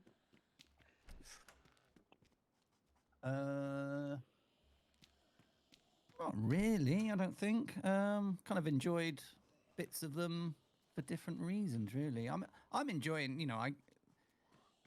Again, like I said, kind of where the zero thing is at the moment, the size of the Discord, the people in there and stuff, and you're always going to get people asking for modded gun. I liked it when there was modded guns and all this sort of stuff. And I don't know. I'm enjoying. I think the game has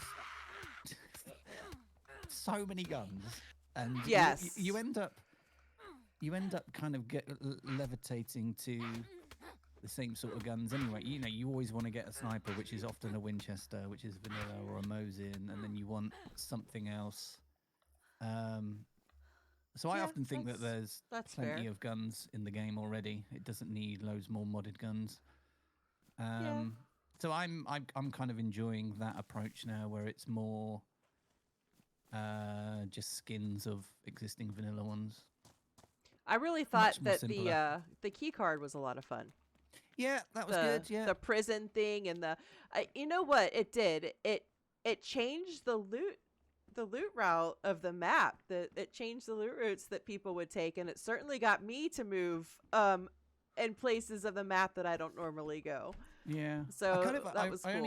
I removed that in the end because it was becoming, for me, and I don't know, it was becoming too much about that, and it was like, oh, we need to get that key card so we can get that gun. And I don't know, maybe it's going back to like that thing of what's missing from the game, but what was missing from me from that approach was it became too much about that, having to get key cards and amazing guns, than just good old fashioned Daisy of what, you're meeting people and the adventure and all that sort of stuff. So I wanted to move away from the key card thing because it was just too much of a focus for me. I don't want our servers to be that kind of thing. I want it to be more for the adventure and we don't have the bases apart from obviously the vanilla, and we have you can build an underground bunker, which There's is quite too many of them. quite an experimental mod on the Winter Chinaris. But I don't know where I am. Is this that Electro? one life. That's Or always is been this my style Bet? of Daisy, that one life. Is this Electro? What I have on me is what I have for this character, and then I start again. And it was No. that was missing for me from the. We did the key cards for about a year, or Yeah. for a long time. So Like, for me with the key cards, it was all about oh my god, I loved the clothes that you could get at the end. Like, I didn't Yeah. we would make it all the way up there, and the guys would be all grabbing the guns out and stuff, and I would be trying to grab the clothes as quickly as I possibly could because that's what I liked about it. Yeah. Those were really cool design. But then you'd get the other flip side would be you would end up doing that final thing, and then the feeling would be, now what? Basically, Yeah. And I don't think the game should be like that. It should be. And again, it's my opinion, and of course I can, I'm not saying that's right for everyone, but it was just like, I don't want there to be like an end thing that then There you wasn't go, another door right, in now here, what? was there? You're kind of missing something after that, because I think the game is so much more than that. You're right. I agree, because after a while it was like, go up there, get the guns, get the clothes. All right, let's go find PvP. If we don't find it tonight before we log off, then let's just F11 and do the whole thing again. It was fun. It did, yeah. It's fun. It's fun doing those little journeys and those little A to B to C and that. But then, yeah, like I said, I didn't want that to be the focus of what this game's about. So the reason, the follow-up to that original question of, what was your goal for the servers, and the reason why I spoke about how so many people talk about your name and your servers and memories is, when you started their servers, there was no way that you could possibly know, and maybe you don't realize the impact that you've made now, but a lot of people have forged friendships because you provided them a place to do so. And a lot of people have created some really wonderful memories because you provide them a place to do so. And a lot of people are able to provide for themselves because of the servers that you provide for them. Like, that has to be so big to think of for you. Like, how does that feel? Yeah, that is cool. Like I said, it was always at the start. It was about having a place where myself and people in chat or just people that I knew. It was just a place that we could hang out and have a laugh and have some fun. And to make those little friendships and stuff like that. That's why on Friday I did like a little community thing when I opened the Vanilla one up. And, we had like 18 people turn up and half of them had never played with each other. And I logged in yesterday and there's still a bunch of them there, yesterday still doing stuff together. And they'd never spoken before. And it's just so beautiful. It is. Thing. I mean, that's the thing. If your goal was community, I can't think of anything more community minded than giving people a place to make memories and to build friendships. Like, that's kind of right at the heart and soul of it. Yeah, definitely. Yeah, it's wholesome. It is. Yeah, and people make. Yeah, obviously, I now make. I think there's somebody out there. I play this game every day, and I tend to mainly play on these servers because how I enjoy the game. So, yeah, and if other people enjoy the kind of vision and the idea of them, and I think we've got like a good little team in the background that take care of people feel they safe playing on our servers, and dickheads and stuff like that get removed as quickly as they can, as quickly as people report them and they're looked into and stuff like that. Yeah, I think that's a huge advantage. I of course play on Zero servers a lot, and part of it is just because I like them. I like the maps. Yeah. I like the people I encounter, and part of it is that I do have that sense of safety. I have that sense of trust with how if I encounter anything that's really horrible, I know that your team is going to handle it. And I think that's probably a large draw for a lot of people, that you've got that safety and you've got that trusted team, which is a big deal.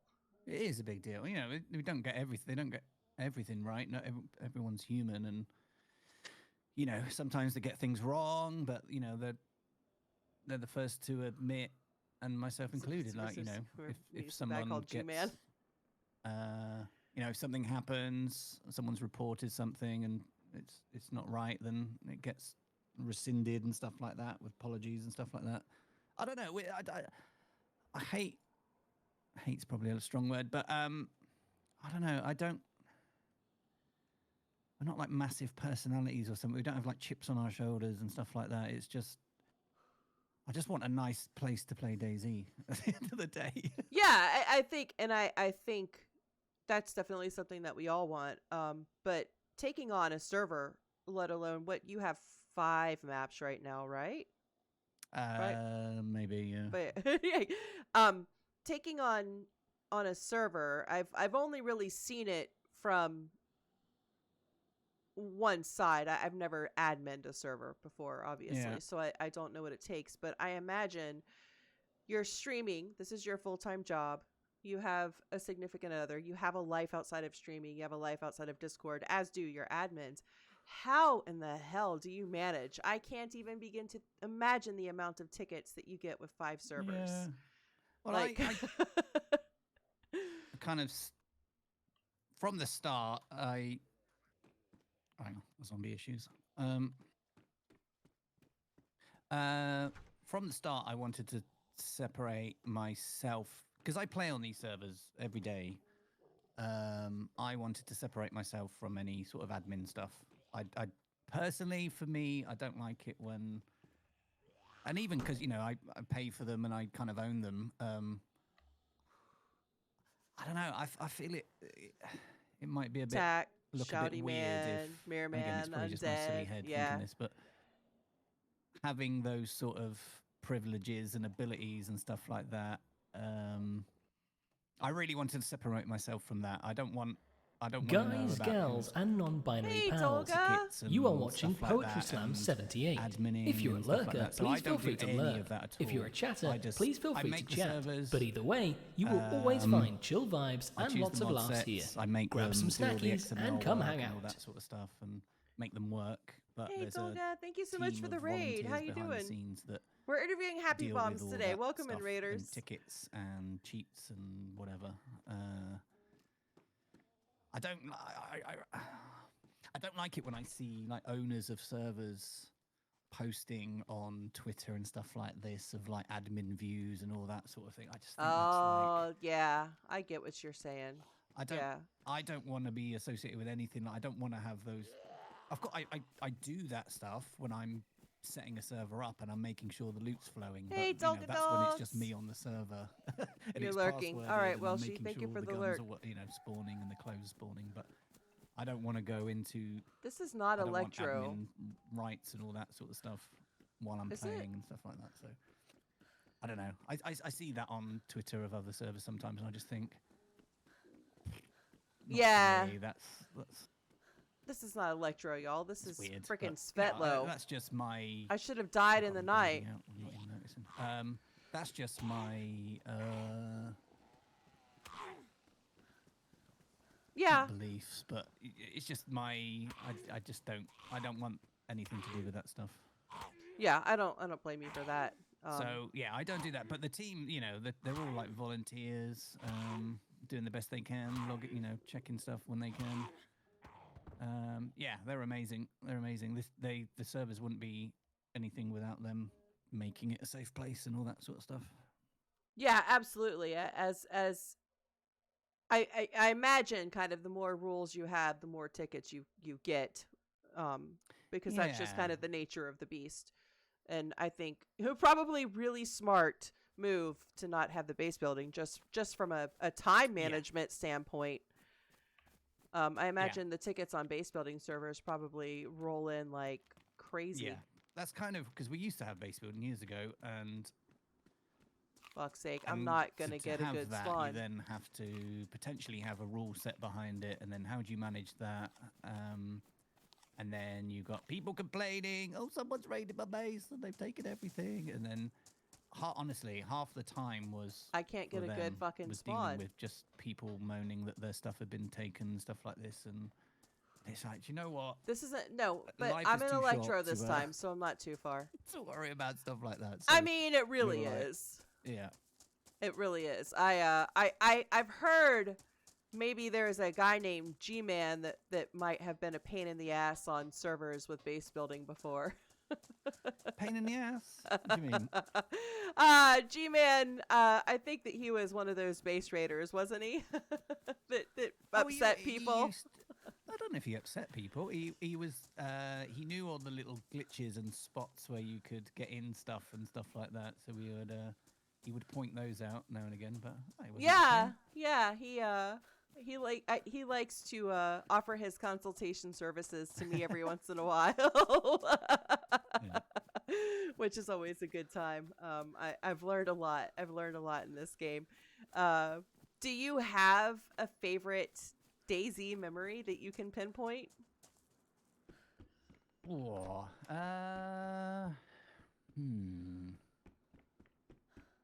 I just need to get down to where he is. I don't need to fuck around with. Blimey, not I one in need food. particular. I don't think. I don't know. There's so many. I can remember like when there was only first person. It was only third person, like early days, and I can remember the first time I got a ghillie suit or an SVD, and I can remember finding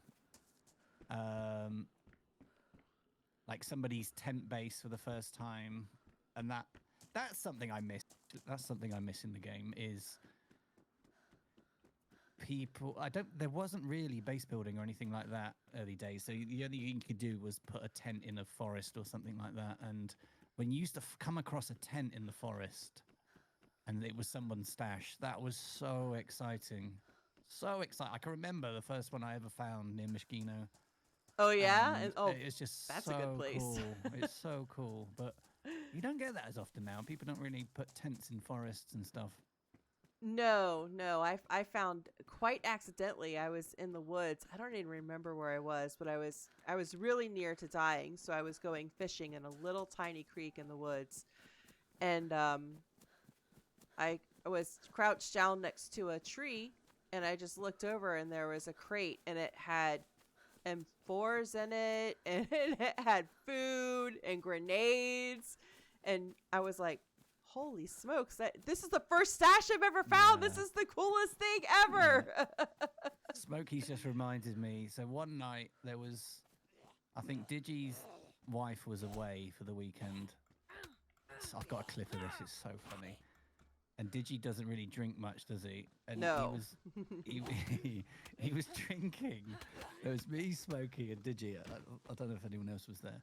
Digi had a couple of beers, and we were going into Novi Sabor. And do you remember there was those Easter eggs in games where you could throw them and catch animals and zombies and stuff like that. Did you ever see those? No, I've heard about them though. So they're like little Pokeballs, but they were in the actual game. They came out at like Easter as like an official thing, and then they went away again. So you could throw these like a Pokeball at a cow, for example, and it would catch the cow. And if you threw it again, the cow would release. And you could do it to zombies. Rarely ever find so it you could hit throw anymore. it at a zombie, you catch Find a a zombie. couple. This is the vanilla game as well, by the way. Oh You wow. catch a zombie, and I don't know, someone's in a house. You could throw it through the window, and all of a sudden the zombie comes out of the egg, and he's inside the building with them. Oh. So Digi had this. He was a little bit drunk, and he was like, "Can you imagine if you could throw the egg at a player and catch the player?" And they're like, "Oh, I got it, I'm inside." And he's like, "You could put it next to a water pump," and they'll be like, "Let me out, let me out, let me out." And he was doing this impression, going on this mad tangent, and me and Smokey were crying our eyes out. Literally in tears. I cannot imagine. I cannot imagine this from Digi. Oh my god! Someone needs to find the clip and post it in your channel, because there's a clip of me like doubled over crying as he's talking about it. Wow. Wow. So wow. funny. Yeah, I can't even imagine that. That sounds hysterical. But that was funny. But yeah, I don't know. I remember fond moments. It's often with other people. You know, like I said, I love. There's some really tense PvP moments and stuff like that you don't forget. And I was shifting all that video this morning over to a hard drive, and there's just so much stuff. I clicked on a couple of them because I was like, "What the hell's this?" And I was like, "Oh my god, I remember that." And there's lots of stuff like that, but a lot of the stuff I remember is just, you know, the non-PvP stuff and running with randoms or something, and just really nice things. Yeah. Nice encounters. They just last in your memory. Yeah, they do. They take longer to do than just shooting someone. So I guess it probably makes them more Yeah, a bigger memorable impression and on your yeah. brain. Yeah. I don't know. This game has me in fits of tears. Oh my a lot of god, the time. It's G-Man. just I will have to ridiculous watch that stuff. later. Yeah, this game is honestly, I would never have guessed it when I first started playing it, but it's really a creative person's game. Yeah. You've got so many things that you can do as far as modding it. You can tell stories, you can role play, you can be a good guy one day and a bad guy the next day. It's Yeah. kind of got It's even- everything to it. Yeah, it's even, you know, the stuff that's broken about it can just be so funny. We did a community meetup, not this Christmas, the Christmas before. A load of us met up and ran together. Like I dressed up as Santa Claus, and I had loads of people dressed up as elves, and we were just running riot across the map for a day. And there was a ladder. I put this ladder on the side of the church in Starry Sabor, I think it was. And Hey, if you climbed to the Smokey. top of the ladder, it would spring you off backwards like 30 feet in the air. Oh. And we were just doing that for ages, and Puddin just his laugh had me. He was crying his eyes out with laughter. It had me crying. It was just the funniest thing. It was a bug, but it was just so fun. I'll never forget that either. Pudding has quite the infectious laugh. He is Yeah. you cannot be in a bad mood if he's laughing. Ooh, a new happens. subscriber. Thank you so much, I've known Langani, for Puds that gift sub to years and years and years and years. Yeah, he's one of the one who really shares a lot of the memories. You know, he talks about building Wonky Donkey and Yeah. the servers and running with you and running with everyone else, and it's funny how it's a game, but for a lot of us it becomes a part of your life in a way that Oh, you yeah. never expect a game to become a part of your life. Yeah, totally. It's Totally. wild. I mean, of course, I would never have met Slangani without Yeah. DayZ. So like it has the ability to change your life in unexpected ways Yeah. too, I which think there's is quite a wild. few like you. I think there's quite a few like you that have met, their partners or whatever through this game. Well, you spend a lot of time playing this game, don't you? Yeah. If you play with the same people all the time, you can certainly get to know people. And I mean, I've flown up to England and I've met Elite Marcus and Yeah. Big Bang Theory and Undead, and Yeah, I've yeah. made a lot of really great friends through it, Yeah. which is really cool. Of course, you all in England have an easier time of that. Nobody's really that far from each other up there. Yeah, true. So, do you have an all-time favorite DayZ gun? And Tack, I have met My Tack. favorite. Where's your? of I all was in time Wales. Where were you? Was I gotta go the back to Blaze. Wales. That was I just love that gun.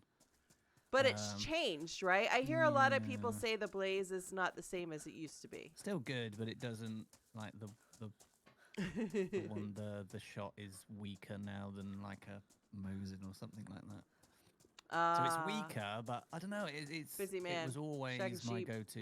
It was my favorite gun, but I've got a train event, but there's a lot of Zeds. I don't think I want to fuck with them all. yeah, Well, I no, there's need food. definitely good guns that are better than others, but Blaze definitely holds a place in my heart. I really need food, though. I don't think I ever really have picked up the Blaze. Everyone leaves it now.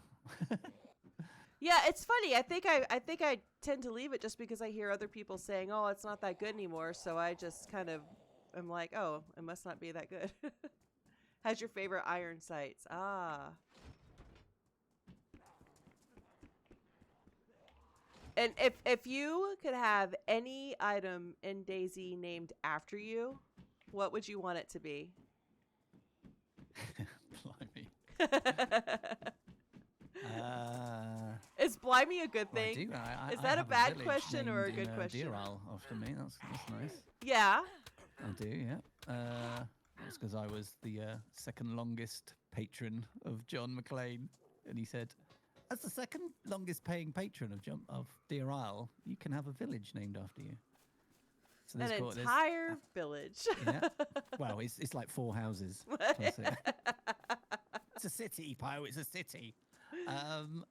It's a sparkling metropolis. Yeah, honest. Something named. I don't know. I know that Scottish map that's being done by Vorian. He's so my name in game is always Frank. Someone asked me, "What's your name?" I'm like Frank. Ooh, when have you wanted me to ask him how he's that came doing about? Like an allotment, which is like the you know what an allotment is, don't like you? your you could allotment. grow veggies. Yeah, I doing had one in he's Japan. He's doing a place in the game, and the seed. You know the seed packets you find. They're going to be Frank's allotment seeds. Or That something is like that. fantastic. I love that. I love Can't ask for that. anything else. Yeah, I've got my own vegetable seeds. Yeah, that's perfect. So how did the Frank? It's Frankie Knuckles, right? That's what Biz calls me. BizBomb calls me. Ah, okay. That's why he was asking me. He said you should ask him why it's Frankie Knuckles. Well, it's I don't know why it's Frank actually. I think I comes to like Frank Rizzo. You ever heard of the Jerky Boys? Yes. Ridiculous phone prank stuff. Yeah, a long time ago when we From all a still long had time ago. house phones. Yes. Yeah. There was a character on that called Frank Rizzo, and he was an absolute asshole. He was like, Frank Rizzo. I had totally forgotten about that. I think he was actually based on some politician or something, someone told me. But he's like, I don't know, he just sounds like this Italian, not mobster as such, but he's like, oh yeah, fuck, I'll give you 2 slaps around the mouth because I like you. I think I was pretending to be him in game. And it's just stuck. Oh man, It's so bad. I had completely forgotten about. Like, you've just unlocked a huge memory. Yeah. The Egyptian magician. So bad. It's so bad. It's so good though. But yeah, it was after the Frank Rizzo character. Oh, that is great. Oh wow.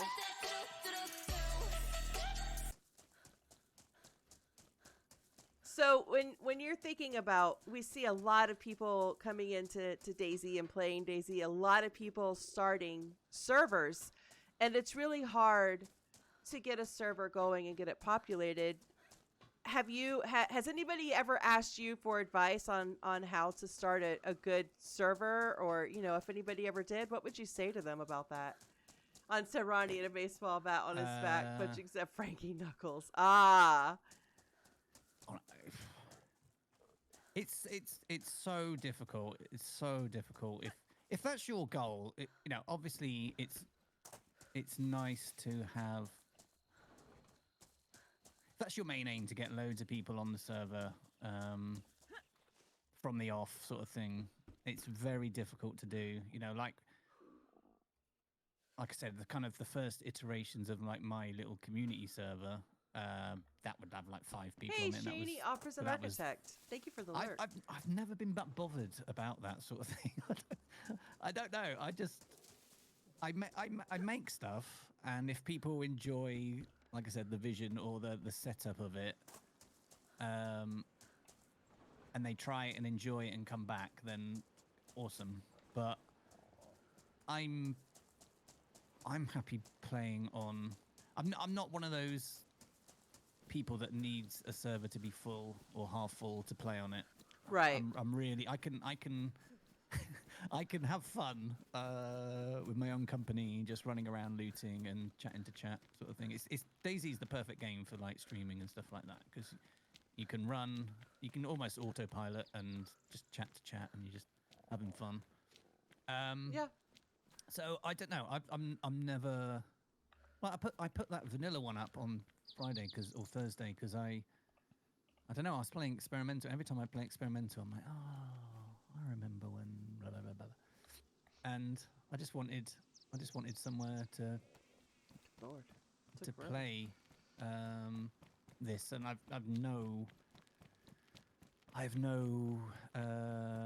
I'm not bothered if there's 5 people on it or it gets full. I don't think it will ever get full, but I'm not really bothered about that. Right. But advice, I don't know. I think you've got to stick to what you enjoy, your vision of it. Mm-hmm. It does the marketing sounds so grandiose, but it's not. Just like the promotion of it and stuff like that. And yeah, I think so, G-Man. I agree. It obviously helps that I've been playing the game for like 10 years, and I've been around the community for that long, and if I put something up, someone might have heard of me. Maybe. I don't know. It's I'm true. Small fry in that, but if someone's like, oh, okay, if I've put a tweet up saying, oh, putting this up, come play it if you want, someone might come and try it out. Might not be for them, but I don't know. I don't think there is he's got a great blend.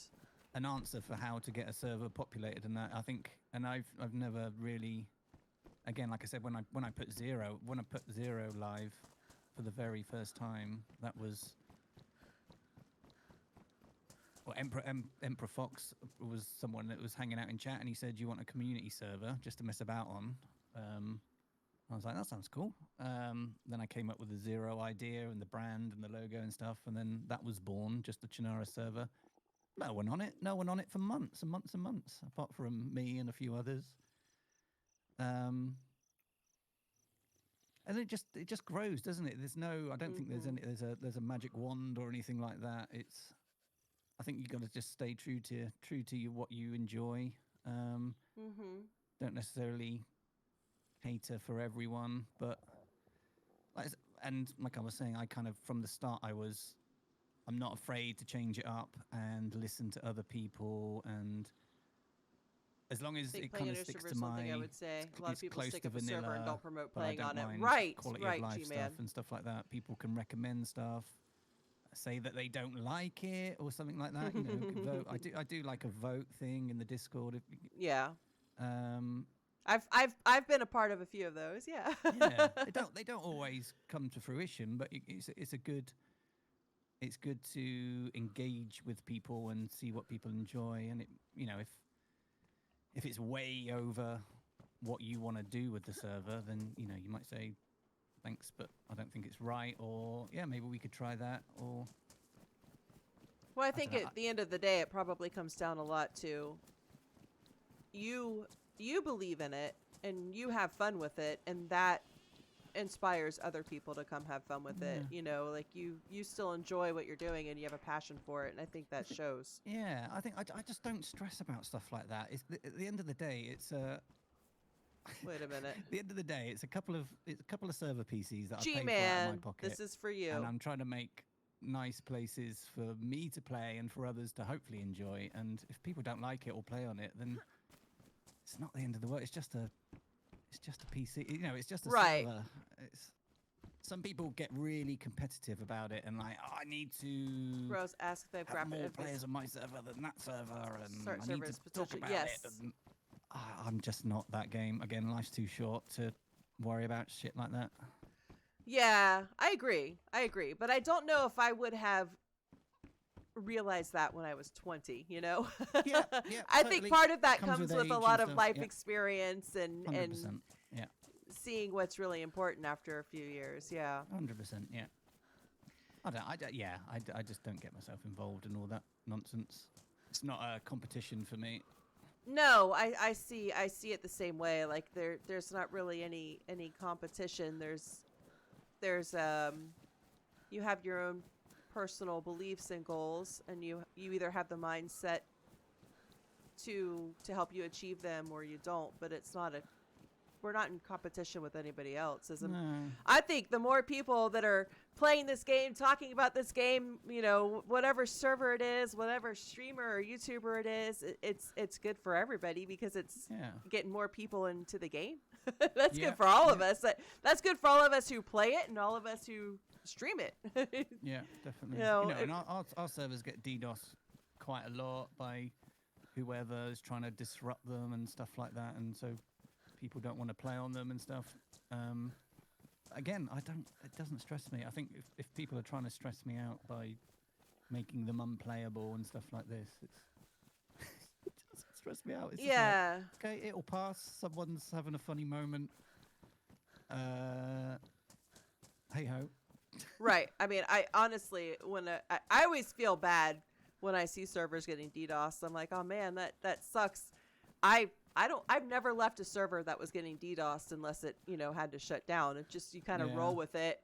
And I always just kind of roll my eyes and think, I don't know how people DDoS servers. I don't know if it's something they pay to have somebody else do, but if they're paying, that's sad. Like that's no idea. Like, how unhappy does a person have to be? I kind of feel sorry for somebody that unhappy. Yeah. I saw the other day, most of us wanting to meet back up. I just noticed in the server list that somebody had it should be I said on stream, I should be flattered, I guess, but somebody had copied the exact same name of one of our servers and then just put like a #2 on the end of it. so it was like a second server. No idea who it is or ever. I mentioned it on stream. Within like 10 minutes, somebody had changed the name, so they must have been in chat. Well, I mean, your name carries weight, and the kind of zero brand carries weight. You know, I feel like that's kind of proof positive of that. To be honest, Yeah. It's weird. it kind of has to feel good, but yeah, it would be weird. Like it would feel weird too at the same time. Yeah. Yeah. But you know, it doesn't. Again, I think it's like you said. As you mature and work out what's important in life, you just don't get worried, stressed about that. It's just like, oh yeah. Yeah, you just kind of accept things. Someone's tried it on. Okay. I always tell my kids, you know, hey, look, just ask yourself when you're getting really worked up about something that somebody else is doing. Ask yourself, is it gonna matter a year from now? And if the answer is yes, well, maybe worry about it. But if the answer is no, don't. If it's not going to matter in a week from now, like, it's not worth your stress, not worth your time. I think if you why? Right, John. Why? I know some servers charge people for playing on them, or you have to, you know, you can pay for priority and stuff, all that sort of stuff. But so maybe you have a bit more of a commitment to worry about stuff like that. And you know, I want anyone that plays on any server that I put up to have a good time, and you know, like I said, feel safe and a nice place to just chill and hang out with friends and stuff. But I don't have any because we don't charge for anything like that. Right. If people get disrupted because someone's being fake a numbers dickhead playing, yes, for half an hour, or half a day, or whatever it is, then hopefully they understand that, you know, it's not always like that, and there's always players out there. Right. Yeah, and that's like, yeah, that's kind of different personalities, right? Yeah. Your experience that, you know, you're very experienced in dealing with that in your career, and I think people who stream as well, you're managing people during a stream. I mean, there's no denying it, because you have a lot of different personalities and a lot of different expectations and a lot of different cultural norms, and you've got to learn how to navigate that. And I think as a server owner, probably the same thing. Yeah. So when kind of getting back to like a couple of just fun, not invasive or private questions, but just a couple of like fun, more kind of on the personal side of who HappyBombs is. Did you know that you wanted to go into game design when you were young, or graphic design, or like what did you want to be when you grew up? Graphic design. Yeah, I always say I was lucky as a kid that because even adults sometimes don't know what the hell they want to do, but no I was always I'm one of them. Arty and stuff like that was what I enjoyed, like design and art and woodworking and stuff like that, making things. And then when I got, I'm guessing they still do the same thing nowadays in school, but you get like some sort of career advice or some booklet or whatever. What do you want to do when you grow up? Yes. I kind of looked in the arty side of stuff, and there wasn't very much back in those days. It's right. Right. But graphic designer you didn't was earn something, and I was like, "Ooh, that sounds. You can make a living from this." So I knew kind of quite early. Well, you know, when you're having to make those decisions of what subjects to choose at school, and that I wanted to do something like that. So I kind of carved my way through school and college to go into graphic design. Not into games, it just that kind of happened. Obviously graphic design is anything like that, but the kind of the gaming side was oh wait, we went up. Which way did we go up? Zingabear was we went up this way, didn't we? Writer at a magazine, or she's sub-editor, that I can't remember. And I was working in a record shop, and the art director of the publishing house was a skater and a snowboarder and stuff like that, and that's what I used to be into. Okay.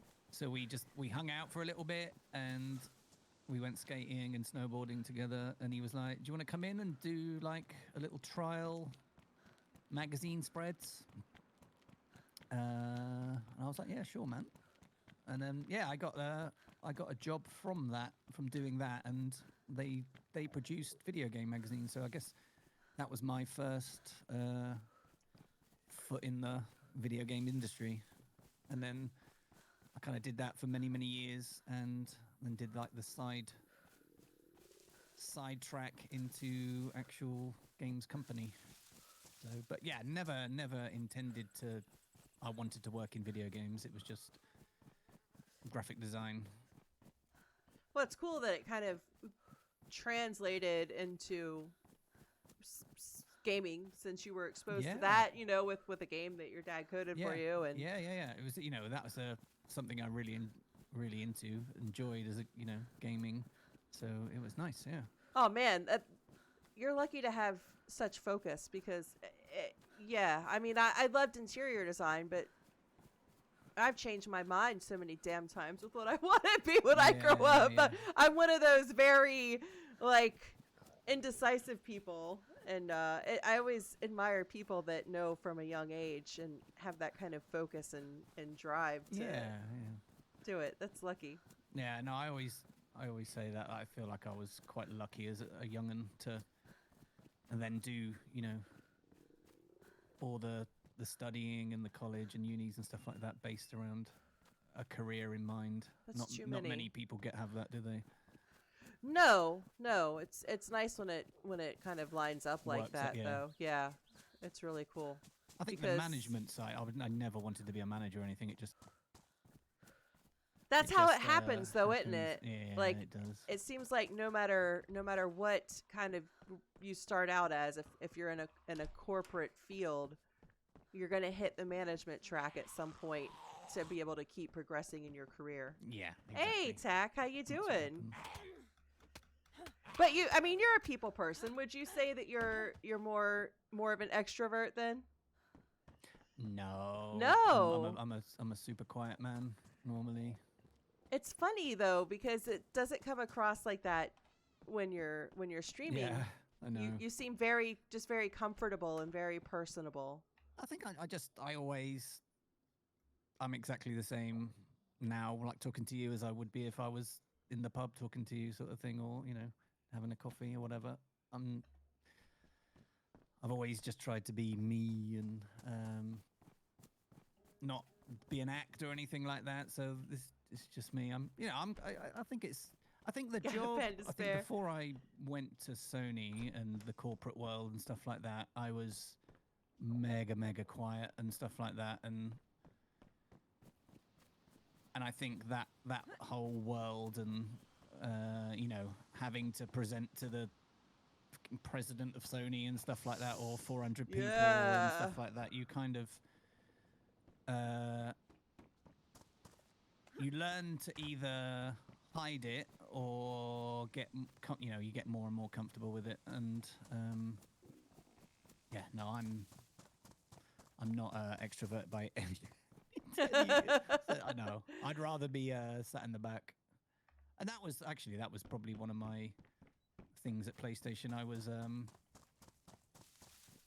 would always kind of put myself in the background and let the team, as they should, take the credit where it's due. But if I had a big influence on a particular project, I wouldn't say that. I would make sure the designer desperately if I'm art directing and working with a designer, I would always make sure the designer got all the credit and stuff like that, and I'd put myself in the background. But that's just me as a person. But that's not necessarily good for profile. Yeah, doing all right, Tack. How are you? Like that. But that's never my focus, sort of thing. I'm quite happy to sit in the back. Take credit when if it's definitely me and stuff like that, but yeah, you sound like you would have been a fantastic manager to work for, though. Honestly, some of my old staff said used to say things lunchtime. like that, Yes, I'll post it. Yeah, I don't know. Have a great day, I don't John. know. Oh, I don't know. You You're not enough of something for some people, and then if you're not, like I said, I was Curry. not particularly never wanted to be a manager or anything. So Yeah. I had to do. I've got management certifications and all that sort of stuff. To get better and better and better. But it's not in my heart, that sort of line of. I'd rather be hands-on than in the background doing presentations or doing. Yeah. I don't know. Well, if you're an artist, yeah, that makes total sense. Yeah, you want to. But it's like that thing, it's you either you get to a certain point as a designer, you can go to senior designer group, whatever, head of design, but then you kind of limit yourself a little bit there. So the only option was to go into management, which is cool. It has its massive plus side because you then make huge strategic decisions for a huge brand, like PlayStation. Right. Exactly. Which is kind of rewarding in a different way, if you know what I mean. But oh yeah, I mean, plus, I mean, it's kind of fucking cool. I mean, let's not lie, it's cool as hell. But now, as far as streaming goes, there's not a step ladder. Like when you have you have a traditional career. There's a step ladder. How you're going to go up, where you're going to go. There are clearly defined goals. With streaming or with content creation, there isn't that. So how do you think you might keep yourself from kind of getting bored or getting complacent without having like those kind of measurable, achievable things? I don't know if I'm articulating that well at all. No, you are. You just said measurable and achievable, and all of a sudden I'm back at work again. Oh, God, what have you done? We're doing the SMART goals. Oh, God, yes. There we go. Oh, I've been in the corporate world. I need to be specific, right? It needs to be measurable. Huh? God. Sorry. That's why I left. Oh, yeah. Oh, korma's good, though. I like korma. Don't you let anybody shit on it. That I want to do for myself. I do want to put more effort into like making videos and stuff like that because I do enjoy it and it's very time consuming. But I stream 8 hours a day. I'm checking the Discord and stuff like that for the servers, fixing things. I desperately need to try and find a balance to do less server stuff. I feel korma pizza need some help. That's somehow because it's only me doing all the. We've got all the admin stuff, and then it's me doing all the rest. Right. So it is tough. It is really tough. But I want to, try and. I really don't know. This is like a brand new journey for me. Even though I've been streaming since 2014, like just really low key, as a hobby. I still don't know the recipe. I'm not amazing at selling myself and stuff like that, and creating, other types of content which is outside of streaming because I never came from YouTube. I never had a YouTube following or anything like that. I've just gone straight into the Twitch thing, which a lot of people come straight from they've got a YouTube background already, so you've got a bunch of people that know your name and stuff, so you can bring them across. Right, yeah, no. I'm the same as you. I just jumped on Twitch one day on a whim and yeah, I didn't know anybody. I didn't bring anybody from anywhere. Yeah, so I'm still trying to work it out. But I don't know. I'm getting, like I said, I kind of, as long as I can, as basic as it is, as long as I can pay the rent and put a roof over our head and get some food and pay the bills, I'm kind of happy. It's been just really good for me to get out of that corporate world where my mental health was suffering and stuff like that, and I'm just so much more. I know. Stressful in a different way. This is just for you, by the way. It's all on your own shoulders, and if it goes wrong, then it goes proper wrong. So I'm just kind of happy where I am at the moment. But I don't know. I'm starting to get more like, game developers contacting me, see if I want to be part of their, content program and stuff like this for other games, which is really super cool. I want to do more video stuff if I can. And I guess just kind of grow as much as we can, really. Yeah. I'm a simple man, but I'm a simple man. I mean, it's a good way to be, but I think when you get to that point, when you've already been, I think to use a very 80s term, part of the rat race, you kind of realize you're on a treadmill. You get promotions and stuff, but you're still kind of on a treadmill, and you're always chasing something that you don't know if it's really your idea or if it's just kind of what you're supposed to be doing. Yeah. It's that is where I feel like I'm kind of coming at the whole streaming thing in a really upside down way, because a lot of people do this as like, again, I did it as a hobby, but it's no like, I don't know, I've kind of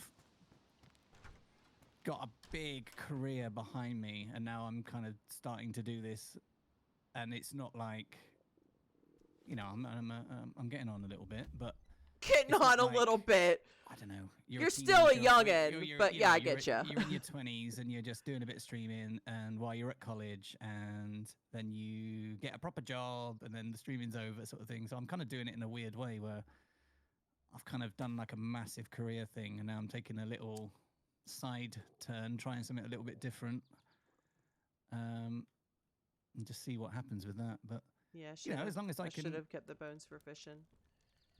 As long as I'm enjoying it and people enjoy coming to hang out, I'll just keep doing it. Yeah, I think that's key. And I think, honestly, that's probably one of the nicer things about being a little bit older and being a little bit established, is that you kind of can, and you've got something to fall back on if you need it, but you can kind of take that and say, not everything is an emergency, and I can take this time and just kind of do something I enjoy for a little while and see how that goes, which is cool. Yeah, exactly. And like I said, I always say, I say it on stream, if it goes,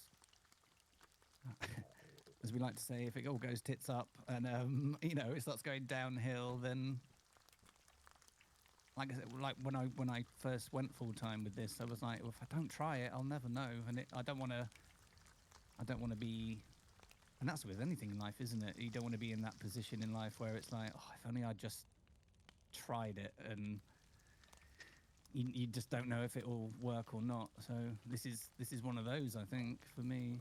Well, I can say for myself, and probably for a lot of other people too, we're very glad that you tried it, because you bring a lot of enrichment to a lot of lives. And that's the thing I don't think that you can get out of a lot of jobs that you do, a lot of traditional careers. And so I think that's really special. Makes me a little bit teary, but I'm a sentimental sort, so it's just how it is. But what was the last, and this is kind of more of the on some of the more personal but fun questions. What was the last song that you added to Spotify? You've got a great discography. Like you've got some awesome taste in music. Every time you're playing songs, I'm like, oh man, I remember that. Hell yeah. So bastard. I'll tell you what. No, that's not what I meant Spotify's to. doing this thing now where I have like a playlist and I just have it on shuffle, but it's throwing in stuff that I've not added myself. Yes, it kind of drives me crazy that it's doing that lately. But it came up with a band this morning called... A band called Caspian, which I'd never heard before. And it says, formed in 2004, Massachusetts post-rockers, Caspian. And it played. And I'm trying to beat him with my... He learned all his music from you. Instrumental, but a little bit up my alley, so I added that. See if I can find the song. I don't know what it's called. God damn it. Don't know. It was a bit droney, a bit guitars. It was a bit epic.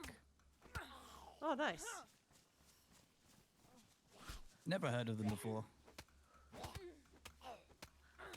Yeah, Oh God, Spotify someone just never. said, turn off Smart Shuffle, you boomer. Wait, what? Yeah, see, I didn't know that was a thing. I didn't either. God damn it, am I a boomer too? Boomer. From the late 1900s. Yeah. That's awful. Do you like to read? I don't read very often at all. No, It's do bad. you? No, it's not enjoy bad. it. It's not I bad. I just enjoy always it. ask for either book or movie recommendations. I love to read, but I am not a big movie watcher at all. So I'm always curious as to what people are either reading or watching. Fix them pants, they must live. Okay, hold on. Let me the last eat. film I watched. God knows, it was probably It's a Wonderful Life at Christmas. We watched that again. Great film. Yeah, no, I don't know. I was never a big reader as a kid. I think it's a shame. Zingabear, on the other hand, eats books alive. What am I watching at the moment? I just finished the season 2 of Reacher. 5 out of 10. That's on Amazon Prime. All right. Very cheesy. But yeah, all right. I kind of, when we, actually, I think it was when I went full time, I kind of cancelled all my subscription services. Ah, well. I was like, right, I can't afford them anymore. I don't really have any way of watching a lot of that stuff. Nothing like simplifying, though. I mean, honestly, do you miss them? Because when I ditched them, I thought I would miss them, but I didn't really miss them a whole lot. Yeah. I've only got the Prime. I've only got the Amazon Prime because I got the Amazon Prime service. Yeah, same here. Which, honestly, I don't really even watch because here in Germany, everything is in German and you don't have the option to put it back into English, even if it was originally English. So, like... Do you speak German? A little. A little. Like, I understand it. I can read it pretty well, but... Man, it's a struggle. Like, seriously, learning Japanese was easier. I don't know why. My brain just does not have the German switch. I'm not... The pronunciation kills me. People laugh at me constantly. It's horrible. Rarely read. Poet reads in volumes. Watches TV. I'm the same. Zingabear thinks I pick up languages quickly, but I don't think I do. But I can kind of understand the German stuff. Yeah, I do. I have a VPN. I just don't. Sentences and that was with the Japanese as well. I kind of studied. Well, I obviously can't speak it like you can, but studied it for like 4 years or something at work. At Sony, we used to get like free lessons and stuff. But oh, that's so cool! For lessons are so heckin' expensive. Yeah, but it was like an hour a week, and then you wouldn't speak it afterwards until the next week. So I'd forget everything so quickly. Yeah, it's amazing how it happens. I could read like hiragana and stuff like that, but putting octopose sentences and stuff like that, I have trouble. But I can understand, like German, I can kind of understand things and understand words. And yeah, I mean, if you listen closely, there are so many words that are close. Then you'll eventually get it. And I mean, and then there are some words that are just so practical. Like a glove is called a handshoe. Yeah, handshoe. Like, yeah, I was just about to say that to you. That's so good. It's just so practical, and it just a shoe for your hand. Right, and then a roller skate is just a roller shoe. It's just it makes sense. I went snowboarding with a friend in Zell-am-See in Austria, and I left my gloves in the restaurant that we went in, and then we kind of went off to another bar, and I was like, shit, I've left my gloves in that first place. So we went back there, and I couldn't say, oh, I've left my gloves here. But I remembered Handschuhe. I just said something like, oh, Handschuhe. Here it is. It was so good. I love that. Such a good word. behave yourself. Do you still snowboard? No. No. With my knees? God damn it. No. Oh. I did my like some mad back surgery in quite a while ago now, but and my knees are shot from like football and martial arts and snowboarding, the skating. Oh, I lost my hat in Wales. Oh, yeah. Yeah. I was snowboarding in the Hakota Mountains. Damn. And I was definitely on a run that was more advanced than I should have been on. And I had a really bad, like, I was gaining way too much speed and I just lost control and I went end over end and I ended up with I herniated C5 and C6, tore my rhomboid muscle, got a concussion, tore my bicep. What? And then I tried to snowboard again in France and that was like 2 years ago, and I think I'm done. I think I've damaged myself enough. Yeah, I'm not very good at it, but I used to go with people that you'd get, some of them were skiers and some were snowboarders, but they used to just love the speed, just like, you know, going down. And I'm shit scared of that, and I was just doing my own thing, just carving side to side, you know. I was a carver, yeah. And I'd end up like 5 minutes after them down the bottom, but yeah, they used to go down like mad black runs, which were like ice and stuff, and it was terrifying. Yeah. Terrifying. I was trying to keep up with some faster friends, and it was a little icy, and I was like, you know what? I'm gonna go back down to the. I'm gonna go find a medic. It was rough, but yeah, I still love snowboarding. I'm just scared of it now. And yeah, I feel like I used to go off piste and stuff with like fresh power. You know, it's just so chill. It's just so chill. You just can't beat it. Martial art. Dangerous, but yeah, it's super chill. It is. But yeah, it was the fast stuff that not for me. Like northern Japan was always just perfect powder snow. Like from November to April, and it was always powder. It was beautiful. Yeah, so nice. Not so much. I mean, you don't really get a lot of snow where you live either. No. I don't think you have like appropriate snowboarding mountains. No, I probably do up in Scotland and stuff, but yeah, not where I am. We went to I went to Zermatt a couple of years ago to do snowboarding, and I'd never been above 10,000 feet. I did not realize altitude sickness would be such an issue. Yeah, right. But it was awesome. It was it was really cool. Now I like to do easier things these days, but so do you have are you going to have an allotment now that you've all moved and settled? Probably not. I think we've got a little garden at the back, so I reckon we'll probably just do like grow bags and pots and stuff, do some tomatoes and chilies and stuff like that, but there's enough to me up a sheep. Enough to tackle in this little garden that we've got at the moment. I lost my hat, Tex. It's very if you're not on top of it all the time, it's really time consuming. Oh, hugely. And honestly, you're just a couple of months away from starting seeds inside if you're a seed starter. How did you get into gardening? Is it just something you always wanted to try, so you were like, let's throw some seeds in the ground and see what happens? Yeah, I guess when I was a little kid, Dad used to grow veggies and stuff in the back garden. Don't know really. It's kind of like Zingabear's really into like gardening and stuff like that. I don't know where the hell you I love went. the idea of like growing your own vegetables and fruit and stuff like that, and being able Hook to me up. go and pick it and eat it and cook it and stuff like. Kind of, I like that. I like that sort of that process of being able to grow stuff and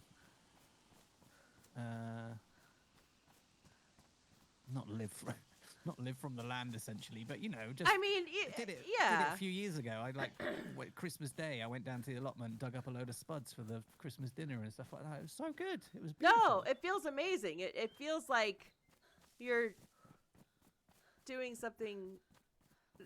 It connects you, I think, to like the earth or your food or whatever, and like you said, you spend so much time at the PC, or not necessarily the PC, but in the screen and stuff like that. I try and do little bits that are away from it. Not very good though. I'm always at this bloody monitor, but trying to get better, trying to get away from it and do more things. Yeah, well, I mean, with you've done snowboarding and martial arts and stuff, so clearly you like to be active. You probably drive you crazy Once sitting. upon a time. Once upon a time. Yeah. I'm a lazy bastard now. I mean, I maybe not lazy. You could just say old. No, I'm lazy. I'm lazy. So no, do you? I need to kick up the ass sometimes.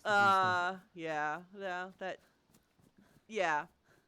I totally get that. That's why I do sports, because I have a team that will crawl up my ass and be like, "Where the fuck are you?" Yeah. At some point, though, I'm gonna learn to ignore it and be like, "You know what? I can't do this anymore." Do you have any useless talents then? Useless talents. I mean, I taught my grandson how to use a bendy straw in his armpit to make fart noises, which is an amazing useless talent he'll be able to talk about one day. Yeah. Useless talents. Whoa. What city is this that I'm coming up to? Have. So I can tell him where I am. Where is this, guys? Where am I? I tell you what, I am good. I think it's probably the martial. What did I think of this? Oh God, it's probably the martial arts training. I had back issues, and I used to get like sciatica down the leg, and so I get it now and again. So I used to have to go for. Oh no, I rolled my. That was it. I rolled my ankle playing football, soccer. Soccer. Oh yeah, God, is that what Americans sound like? Soccer. For all you Americans out there. I was in like a boot and stuff like that, and I had to have like loads of physio and things like that. Okay. And one of the physio was like this. You had to like. Imagine like crouching down, and then you had to put one leg out to the side, and you had to get as low as possible. And I am incredibly flexible like that, and I was able to get so. Like the physio lady was like, you're probably that's the most flexible at the lowest anyone's ever got as a man that I've treated. Damn. So I think that's probably from the kung fu as a young'un. There you go. Side horse riding stance, super low. That's a talent right there. Damn, I'm gonna have to try that. I think that I did that in physical therapy a couple of years ago, but I don't remember my physio being like, "Wow, you're amazing." Oh God! I don't know, I just thought of that, but it always sticks in my mind. She was like, "Jesus, I've never seen someone get so low as a man." Like, oh, there you go. Martial arts though will give you loads of flexibility, and that's. Guess you got more hip flexibility than most men do. I'm sure that's a benefit. Oh dear, let's move on. That's gonna be in your professional bio now. Yeah, flexible hips. Who misses? Oh goodness, your chat's gonna have fun with that for probably a few days. Oh, dear. There we go. So I do have a question from G-Man. He wants to know what your funniest vehicle incident in DayZ was. A vehicle? Oh. Have we done? We have. God, He's been sharing a lot of good memories. We've had a great conversation so far. I hope now that for him to ask that, he I must hope think he's that enjoying it. He must remember one. He must. Because I can't remember anything that stands out.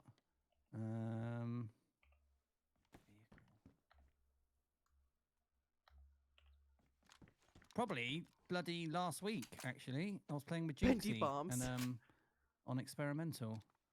And when you get out of a vehicle on experimental at the moment, you kind of you're in the center of it. You can't get out. You're kind of at one with the vehicle. Oh.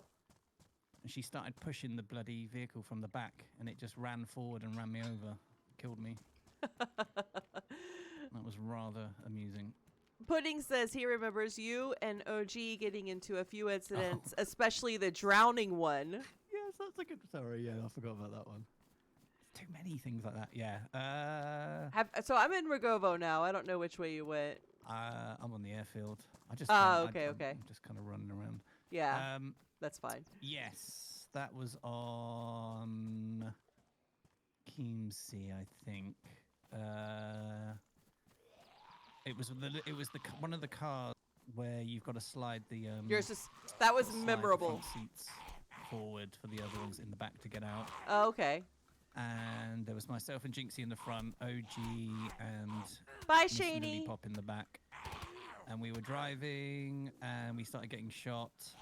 So I swerved off and ended up in some water, and it was getting deeper and deeper. And me and Jinxie jumped out while they couldn't move the seats.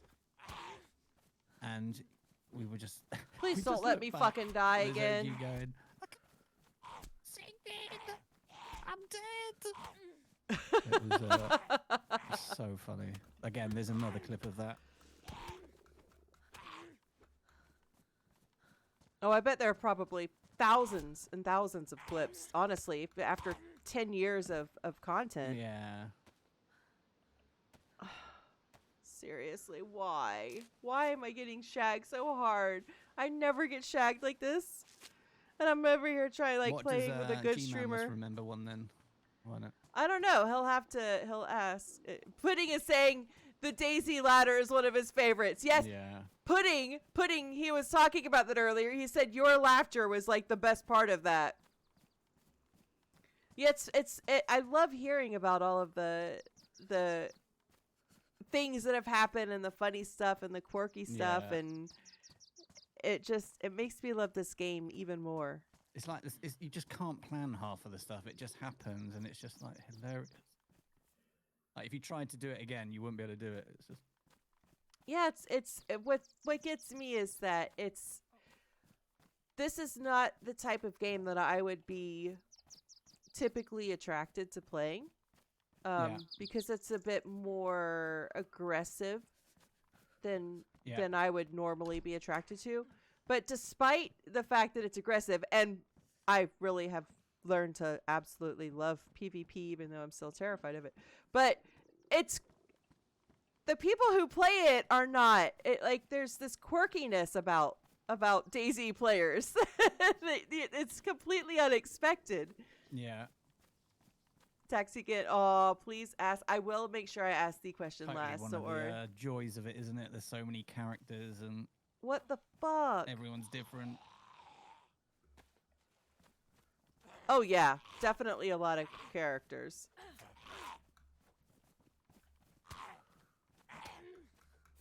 So, we're not going to tell him I'm dead. Somebody said that you skeet shooting squad mates when they pinged up the air off the ladder was hilarious. Yeah, that's the one I was talking about, the Christmas meetup when they and Starry. Yeah. Oh, that's fantastic. So, how did you choose the HappyBombs name?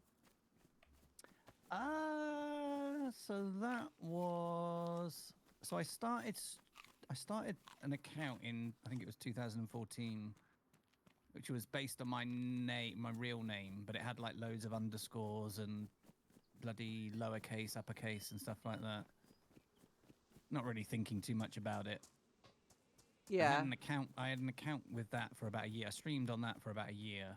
And then I went to a few sort of meetups. I used to, with work, I used to go to like E3 and Gamescom and stuff like that. So I used to go there for work, which was cool. But because I designed the event spaces there for Europe. Oh wow.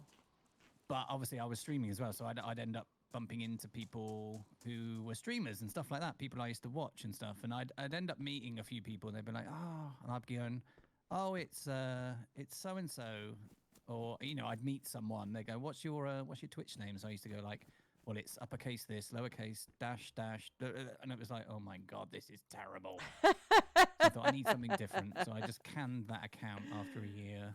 Oh wow, yeah. And yeah, I think there was, I don't know, it wasn't anything grandiose and big. It was just like there was a lot of shit going on in the news, like bad stuff, and Yeah.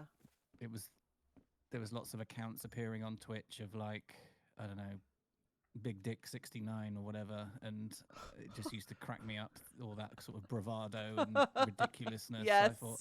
So I wanted something a bit silly, and I thought, wouldn't it be good if we could have bombs that dropped kittens and chocolate and wine and nice things in the world? Let's have some happy bombs. And there you go. I started messing about, drawing a little character, and yeah, I just stuck with it. That was it. Oh, that's so good. I mean, that makes the Happy Bombs name even better. I mean, I love that. And yeah, you're right about the names. It was, gosh, not too long after I started streaming, which has only been a couple of years, but there was a person came into chat, and their name was Lieutenant Ass Eater. Exactly. And I was like, dude, how the hell did you get away with a name like that? And he said that he started out as Corporal Ass Eater, and he gave himself moved up a rank every time he got banned. Yeah. That's amazing. And I was like, okay, that's actually pretty damn funny. Oh god, I love it. People get creative with it. I mean, but yeah, I think Happy Bombs is a lot better than something like that. Oh god, so funny.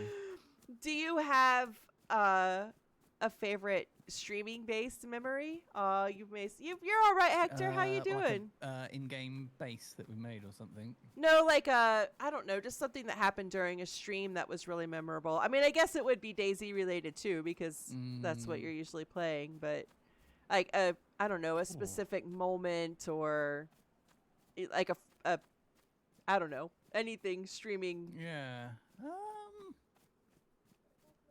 Blimey. Could be, I don't know. Probably something every bloody stream. Something happens. Either, I don't know. I mean, it could. My little community. Well, I don't think it's community, but the people that hang out in my chat and that, it blows my mind how generous they are to each other. A lot of the time, and that could be, there's a few people that I've got a really cool little merch thing where you can gift people in chat merch and stuff, and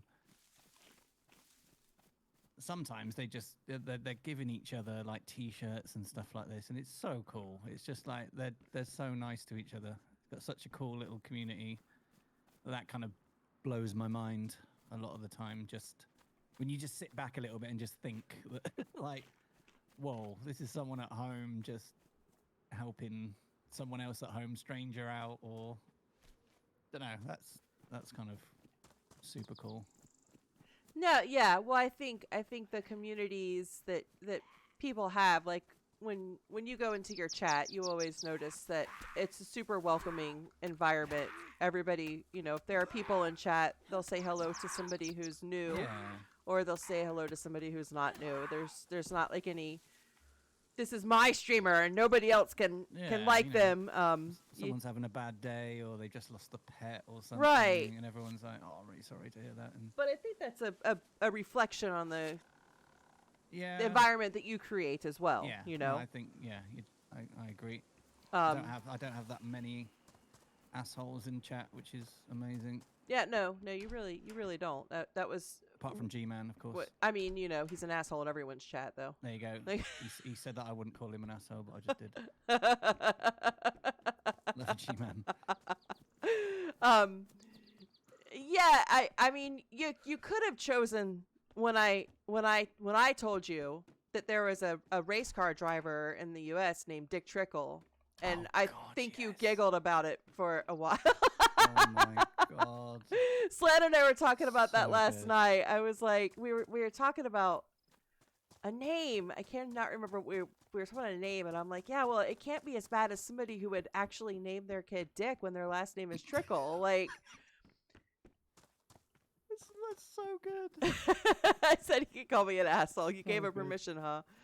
I'm sure I was Dick Trickle in game for quite a few weeks. I remember after that. That's even better. I know. I should name Dick Trickle. Dick Trickle. I feel like if you ran into anybody who was a NASCAR fan or grew up with a parent who was a NASCAR fan like I did, they would know. They would have Yeah. heard, you know. Oh my goodness. So, do you feel like streaming has changed you in any kind of significant way, or even a small way? I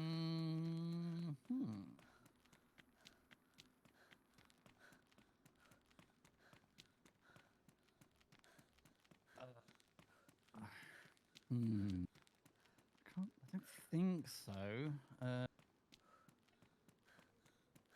Made me worse at the game? No. Oh, awake since 4. God damn, Bizbomb. I don't think so. I genuinely don't think I've changed since the first day I went live, to be honest, 10 years ago. I don't know. No, I found a lot of people respond to that by saying that they've gotten more confident, or they've Yeah. gotten like better at time management. But I've probably you got know. worse. So I'm like, you got better at time management? Who the hell Yeah. starts playing video games 8 hours a day and gets better at time management? Not me. Exactly. No. Yeah, I don't think so.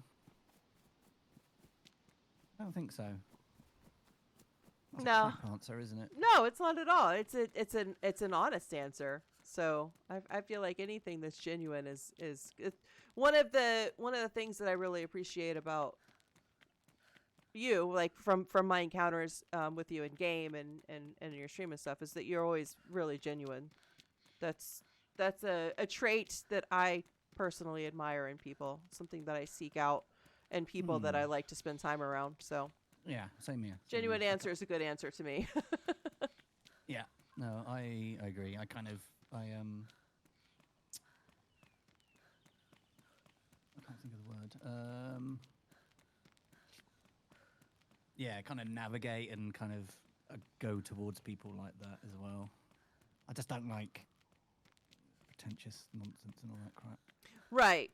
Yeah, I don't either. Maybe it's because I don't know. I mean, I grew up way out in the country as well, running around in the woods barefoot, so I didn't really know any pretentious people. I wasn't exposed to anybody like that as a kid. Yeah. I count HB as the elder statesman of Daisy, even though I've worked with many. I've worked with many. Yeah, you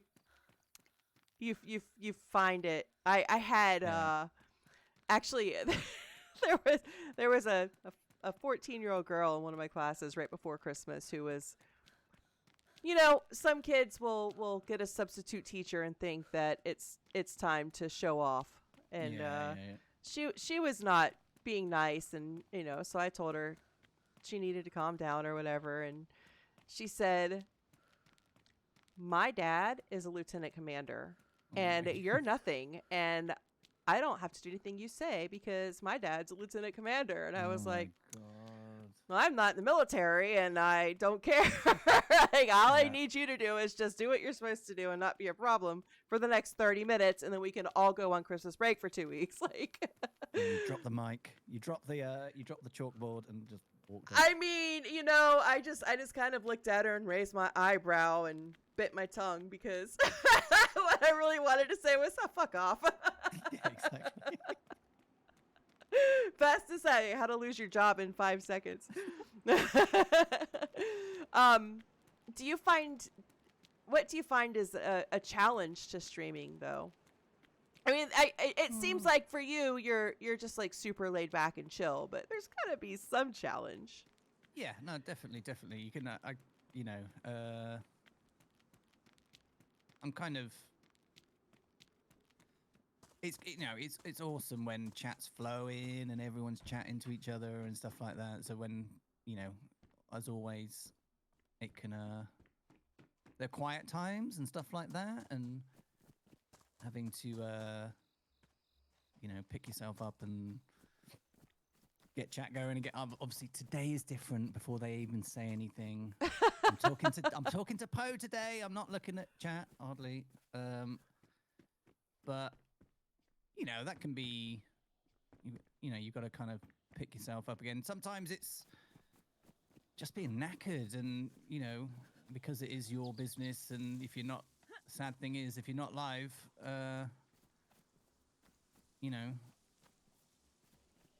not necessarily forgotten, but you kind of this sort of game, you've got to, within reason, but you kind of you're Somebody's expected been to be through here live and super recently. entertaining and all that sort of stuff. And sometimes you're just knackered, aren't you? And you just need a little bit of time or something like that. But so kind of have it and to pull myself out of that mindset of I don't want to do it today or something like that. Yeah, It's tough. I Sometimes. agree. Yeah, sometimes you are just really, really tired, but yeah, when it's your livelihood, you don't have a sick day so much, do you? Yeah. It's much harder because, people don't forget about you, but also in the entertainment industry, which streaming is. Yeah. In the entertainment industry, you're there. You've got to be there. Yeah. Yeah. And don't get me wrong, it's not I always feel funny saying stuff like that sometimes. It's not like a poor me sort of thing. I've chosen to do this, and I really, really, really enjoy it. I love the process of streaming and chatting, and Well, hopefully whoever's here is being able friendly. to play like a game that I really enjoy, and just the whole process of it is really intriguing and exciting to me still. But yeah, it's not. Policing Mr. It's the OG and classic. Zed It's not and just Ish. playing video games. There's a lot more to it. People don't realize sometimes. Yeah, and I don't look at that as a poor me thing at all. I look at that as this is a reality, and I think that people who look at streamers, they say, look at you or look at Paul or look at Joe and say, God, they make it look so easy. There's, it just looks easy. And then when they get started, they realize there's so much more that goes into it. And there's it's okay to talk about things that are real. It's just part of reality. You are just, it is 24/7, isn't it? You're not, that's what I think I struggle with sometimes, is that always being on, if you know, whether it's Twitter or Discord or just being around. It's not like a 9 to 5 where you can just switch off, and there's always something. But then again, there's always going to be something. So you just gotta be sensible sometimes and try and make like the boundaries we talked about earlier. There's always going to be something to do, but yeah, it's true. I feel like that's probably one of the things that is I appreciate honesty about, because it's you are always on, and even if you're genuine, like I'm the same way in my streams. I'm always, what you see is what you get. Me on stream is me in person, just like I would be in person. But you are on. If you are in an 8-hour stream and you just want to take a 10-minute break from talking, you really can't. Yeah. There's a mental energy that gets expended during streams that's different than a mental energy, I think, in anything else I've ever done. And that's that's a fact. Yeah, you can definitely work around it and learn. I often, I do Monday to Friday at least 8 hours a day, and sometimes I probably need to step back and go, okay, could one of those days, a lot of people who've been doing it a lot longer than I have, will do less than that, but do something else. So whether that's It's making videos or whatever it is. Whereas Hector. I'm just purely live all the time and not doing that other stuff. And I think you can make adjustments as you learn, sort of thing. And I'm still learning and trying to work out what I want to do with this stuff. Well, it's really a brand new kind of career format. There's nothing traditional about it, so you're kind of paving the way. And yeah, I think that also means maybe it doesn't have to be a traditional 40-hour. Yeah. But yeah, like lending a day for video editing or whatever it may be. I think what really counts is probably the consistency, whether it's going to be like you used to do 2 evenings a week or 5 days a week. It's the consistency that probably is more important. So I have people coming into chat now, 10 years after I started, saying, they've been around the DayZ. And this is probably more a reflection. Hey bangers, how you doing? Twitch like talk radio. Yeah, but, Biz. There's people coming into chat still now going, wait. Dropping me a follow and never heard of me. But I'm not saying people should have heard of me, but people that have been around for a while, just no idea who you are, unless you are live. Well, even then, I suppose, even if you are live all the time, it doesn't mean you're going to get, someone's going to come and hang out. Right, it's just a chance, and it is. I mean, think about it this way: if you spent 10 years at a company, you'd probably know 90% of the people in the company. But you could spend 10 years online and not even come close to maybe 30% of the viewer base. Honestly, but it's fine. Cool. Some people have their channels, don't they? And they have their streamers that they like to watch. And not everyone's flitting around the category looking at new people and stuff. But it's wild. And, I feel like I've been around for quite a while now, but still lots of people that never come in and said hello. You probably have, you've probably seen a lot of changes come and go in Twitch as well, as far as, I mean, when you started, was there an affiliate program or was it partner only and it was really hard to get, right? Yeah, there was no affiliate. Affiliate came while I was doing it, but no, it was partner or nothing. And I don't even think they had goals to try and achieve back then either. It was, you didn't really know how to get it, or it's weird. And they've certainly added, even in the couple of years I've been doing it, they've added so many more metrics. Yeah. Do you find those valuable, or do you just think that's not your focus? I do look at them now and again. It was probably, I went for that Partner Plus thing just before Christmas. I went for it, so I was probably looking a little bit more in depth then. Yeah. I think that stuff's probably more important for. Well, it should be important. If I was doing this game properly and really trying to maximize everything and be as successful as I could, but yeah, I agree. Again, I'm a little bit lazy, and I thought I saw a person there bumbling along a little bit, but. If you were really trying to carve this out and be as successful as you could, growing all the time, viewers or whatever it is, you would Hector. probably be on top of that stuff a lot. But I think a lot of that stuff sometimes is for sponsorships or anything, some companies that are looking to get a bit of promotion with people, and they'll look at all that stuff.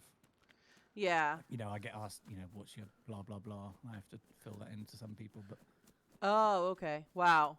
Yeah, I'm not there. I know, for you've really been able to kind of grow organically, which is fantastic.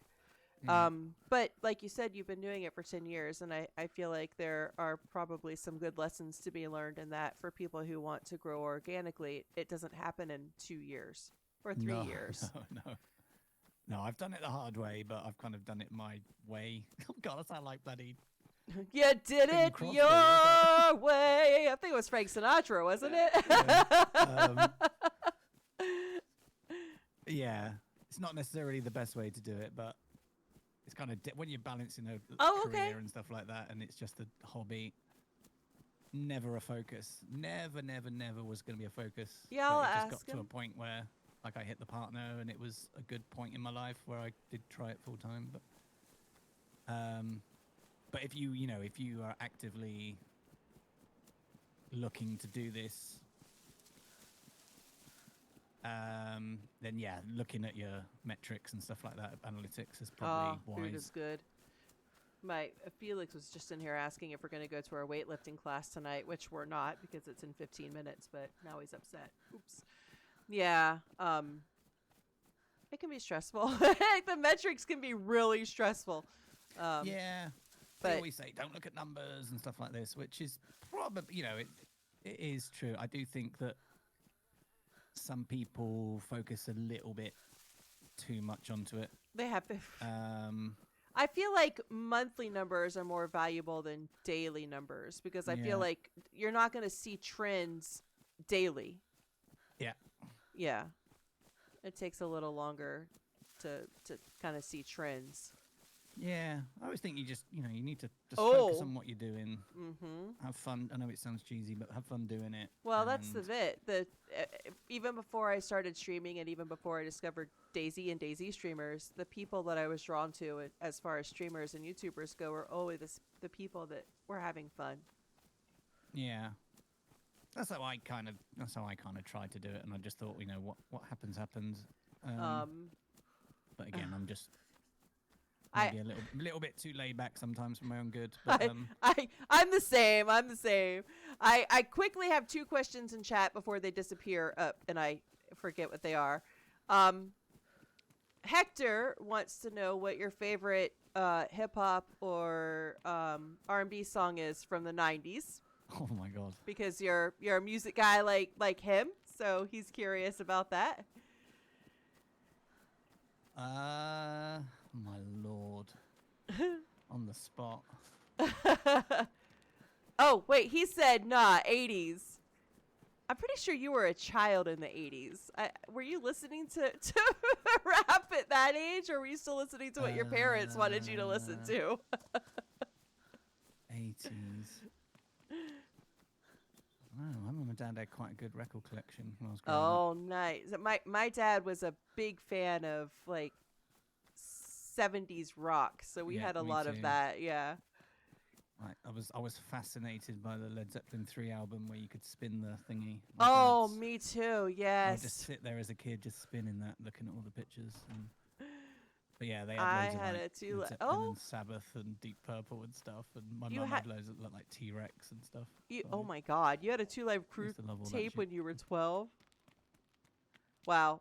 I mean, Hector just said he had a 2 Live Crew tape when he was 12. So, yes, I mean, I don't know. I'll have to come back on that one, the hip hop. Okay, so we'll let you think on that one. And Big Bang Theory, I feel like there's probably going to be a right answer to this question. Big Bang Theory wants to know who your favorite Seleno boy is. It's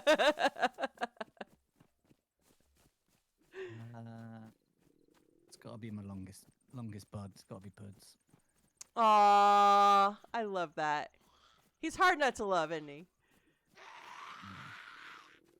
Well, that's Banger's his second. Banger's his second. There we go. Don't tell Digi and Truffle. I'll try not to. Pudding. If Digi asks me next week, it's Digi. You have to know the answer to this question too. Who is the most handsome Daisy player? Pudding's asked that, isn't he? That is pudding all over. That is the question that I have to ask everyone, and I have to always direct them to say pudding if they don't already know. The most handsomest pudding on Daisy. Right, he can't have two. He can't have two. Mikey Larkin. my God. You know, I asked that question. I cannot remember. My memory is horrible. I asked that question to somebody last year, and they said HappyBombs. And Pudding was in chat going, no, no, no, no, no. You tell them it's Pudding. Oh, dear. You're the best dressed by a good way. He's got a big personality, that one does. He's got a big belly. That's what he's got. He told me the other night that he has the biggest balls in Yorkshire. He said they're so big that his mom took him to the doctor one time to make sure they weren't. Too much information. He's probably yelling at me right now. Pow! Sexy mo. Oh, Mikey is the sexy mofo. You have to wear a kilt. Oh, you have to wear a kilt. G-Man says Mikey Larkin. Well, I've got a lot of people going for Mikey Larkin for being the most handsome. I've not seen him, but go on then. How have you not seen him? He puts his picture in everybody. Oh, really? He photoshops himself into. You put a selfie on Twitter, he'll Photoshop himself into it. I'm not aware of his work. Yeah, another great character. Has this max power. That's so good. What's something that's really surprised you about streaming though? That kind of, I don't know, surprised you. Mm, I'm saving powerful evil. You see his hands. Oh, probably. Oh. I alluded to it with the server stuff. Just how competitive some people are. It's not necessarily a good thing. It's not a good thing that surprised me. It's yeah. Not being that. It's crazy how. I wonder if competitive people are in this space. I know everyone's trying to fight their little way, find their little way even. Well, fight might be a good term for it for yeah, some it people. just blows my mind sometimes just how not self-centered. I don't know. It can be really stressful to navigate. I feel like that competitiveness, because I feel like it can create a bit of suspicion Weird or tension and distrust. stuff, Yeah. Just your arse. Yeah, I found that to be quite shocking as well. I thought that it would definitely be more of a collective. I think it is as well. There are definitely there are pockets of it, isn't there? But, right. Yeah. It's probably more. Oh God, hang on. Fighting for my life on the airfield. Fighting for my life anywhere. Yeah, I don't know. It's that thing where I don't really surround myself with those sort of people. So when I Hey, do see Jared, it just what's just up? blows my How mind you sometimes. doing? Yeah, I'm not saying we should all be happy clappy, get along, because the world's not like that. But I think maintaining a sense of professionalism is not a bad idea, though. Yeah. Especially if you're in the business of wanting to make it a business. When you're an entrepreneur in any other realm, you would want to maintain professionalism. I think it's good to keep that in mind, but then I also have to remind myself that not everybody who streams has worked in a traditional job first. Yeah, no, you're right, and I forget that sometimes. I think it's competitive. It's actually people trying to make money from it. Also, to be honest, my server, they have no job, so it's their livelihood. Yeah. HP has done nice things over the years, support other streamers. Yeah, your generosity and support of other streamers and other people in the community has been well talked about, and I think it's an inspiration to other people. So that's something to be proud of. Blimey, I didn't know that. Yeah, I've heard a lot of good HB stories about good deeds that you've done for people. And then like you said about the logos and stuff, Yeah. Well, I mean, you were the very first DayZ person that Undead told me, if you're gonna play this game, this is the bloke to watch. And you know, he told me that you helped him out of a really difficult situation. So, yeah, people remember. Doesn't cost anything to be nice, does it? It doesn't. It really doesn't. It takes a lot less energy than just about anything else you could do too. So. Yeah, exactly. I've seen Undead for ages, actually. Yeah, I think he's kind of moved away from DayZ a bit. Yeah. I haven't either, but yeah. Yeah. He introduced me to the game, and so I will always have a fond memory of that, because it's brought a lot of people into my life that I'm very glad to have. So that's always a good thing. It's cool, you know. I met Undead. How A regard. load of us have met up IRL and stuff like that. Oh, Twitch cool. Londons and stuff. He has Undead a couple pleasure. times. It's always neat when you get to actually meet people. I feel like it. A lot of people talk about the separation between online and an IRL, but I feel like for a lot of us, this melds into real life. Like this, the connections you make are genuine enough to be considered real life. Yeah, well, it is. It's thanks to this game again. I think it's all kind of based around this. Yeah, I would love to be able to talk to interview one of the devs one day, just because I would love to know how it feels that they've not just made something that people play, but they made something that it's from a sociological standpoint too. It's really would be an interesting study, I think. Yeah, I feel like they're pretty connected to the community. And I know people shit on them all the time, and I do sometimes, but they're pretty connected as well. That, you know, to a point where, you know, I don't know. I did some merch not long ago. I did like this cool design, which I called it. It was like a little funny dig at when the devs are always going, they're infected. They're not zombies. They're infected. I did this design. It was called Infected, Not Zombies. And I did like T-shirts and prints and stuff. And the devs bought a print for their office and that in a frame and stuff. And it's like, crikey, they didn't need to do that. That's really cool, though. I think that's probably one of the reasons why it's had the longevity it's had. I've been told by several people that it looked like a few years ago, or I guess maybe 2017 or 2018, the player base got really low. And it looked like maybe DayZ was kind of on its way out. But it seems to me like the devs really put heart into the game, and they get involved in the community, and they put out that newsletter. Bohemia puts out that newsletter that features a lot of people every month. It seems like they realize there's a really strong kind of symbiotic relationship between us and them. Yeah, no, I think so.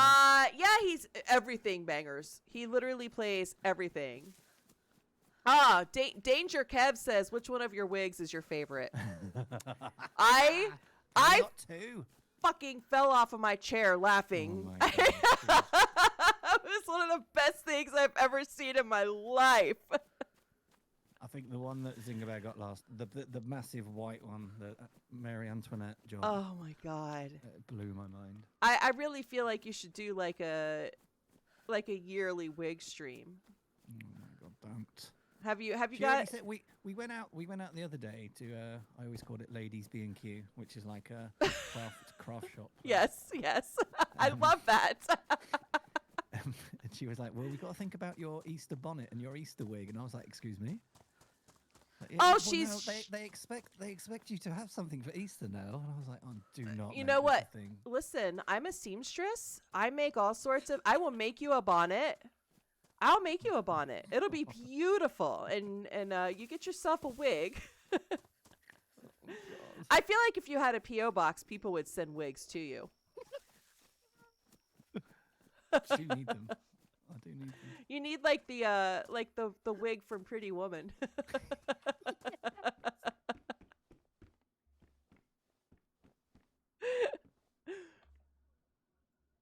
Big mistake. Huge. Don't get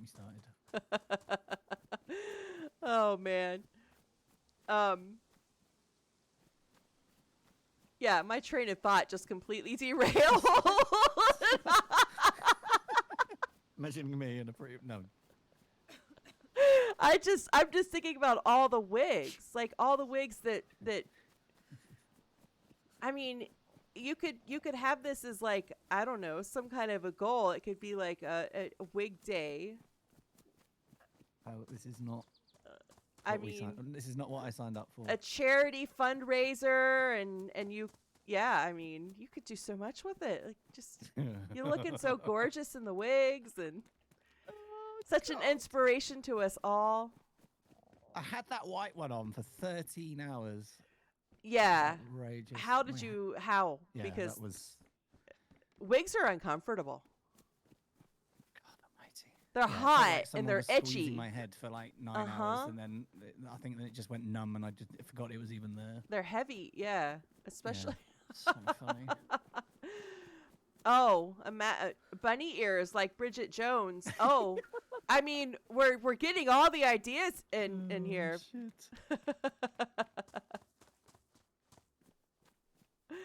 Oh, I mean, you started it though. You put the wig on, so there's nobody you can blame but yourself for that. Where are you in the game now? Have you died like 10 times? Did chat telling me. No, I'm in Gorka.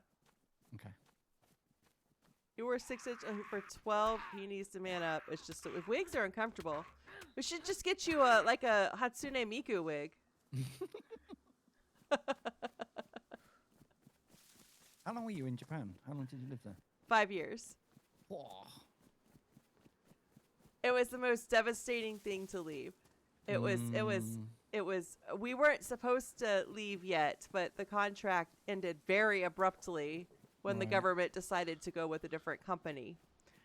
And oh man, it was. Yeah. I mean, it sounds super shitty of me to be like, oh, it was so sad because I live in Germany, which is another foreign place, but Japan's a hard act to follow. Yeah. It's not a wig, Hector. So different as well. It really is. How long did you get to be in Japan? I think I went there probably about 15 times. Oh, nice. And it wouldn't be for like long periods at a time. Oh no, saying that, no, I spent. Think there's anybody in there? First time I went was. I really just need food. I'm not concerned about guns right now. I just need food. 2000s. Just need food. And I went for a month. Because it was when the original PlayStation 2, the big sort of chunky one. Oh wow! It was the first time it was, because it was always black, and then there was a aqua and a silver version, and I had to go to Japan to do the packaging for it. And that was wild. That was like on my own, living in a hotel like Alan Partridge for 4 weeks, going into the office every day. But then when I used to go after that, it was more for like, we'd have like, because there was like the head office in Japan, the regional office in Japan, regional office in America and in London as well. So we used to visit each other's offices for like big creative meetings, like cool, every quarter or something. So it would be in San Mateo one time, and then it would be like Tokyo, and then it would be London, sort of thing. So over the years, I think I probably went about 15 times, but it would be. I tend to like go out a little bit earlier on my own. So the flights were already paid for, and I'd have my hotel during the meetings paid for, but then I'd sort of go a bit earlier, maybe. So I'd end up having like a super long weekend, like 6 days or something, and just pay for anywhere I was staying. So I used to go somewhere completely different, and then go into Tokyo for the meetings. Oh, that's perfect. That's exact. Yeah. I mean, I love Tokyo. Tokyo is amazing. But it is an international city. Full on, isn't it? Yeah. But yeah, I used to go like, I don't know. I think the last place I went was, I went up to, was that the last one? I went up to Hakone and stayed there for a few days. Like, onsen on the balcony overlooking the mountains and stuff. Thank you so much for the So follow, I'd like Danger something Kev. like super, super chill, something really different, and then go to Tokyo 3 days later or something. Or we went to like Nagano. Okay. Nagano. Go and see the little snow monkeys. Oh, the snow monkeys are so cool. They're I think the first time I saw one, so they run around wild up in Aomori. And we were driving through, I want to say we were in Hakoda? And one just ran across the road in front of us, and I was like, oh, a monkey, a fucking monkey, a fucking monkey. And my kids were in the back seat dying. They were like, Mom, calm down. Yeah. But, I did not expect to see that happen. And Yeah. like, and God, onsen, that's probably one of the things I miss the most. I used to go to the onsen twice a week. I would go after, after roller derby practice. Oh, it's just, or after snowboarding. Yeah. Or just because it's cheaper than the water bill. Yeah. But yeah, like you had like the private onsen. That's different. Like the public onsens are really cool though. Did that one. They were like $1.50 and you could spend all day. Wow. It's great. Shriveling up like a little walnut. Basically. No, but I used to love. That's probably the bits that, even though I did loads and loads of sort of global travel with the work, that's one of the bits that I probably miss the most. Is even though I've got sick of it, and you end up doing, there's a few times you do like an 11-hour flight, go for 2 days, and you're on an 11-hour flight back again. Oh, that's miserable. You're just going for a meeting, and it's just like wild. That's rough. It's not fun. But yeah, I used to like going to Japan. It's very cool. Yep. I miss it every single day. I don't think I'll ever stop missing it. So Big Bang Theory would like to know, and actually this is a question I was going to ask you anyway, because I'm a foodie and I love to cook all sorts of stuff. Do you have a favorite meal, a food and a drink?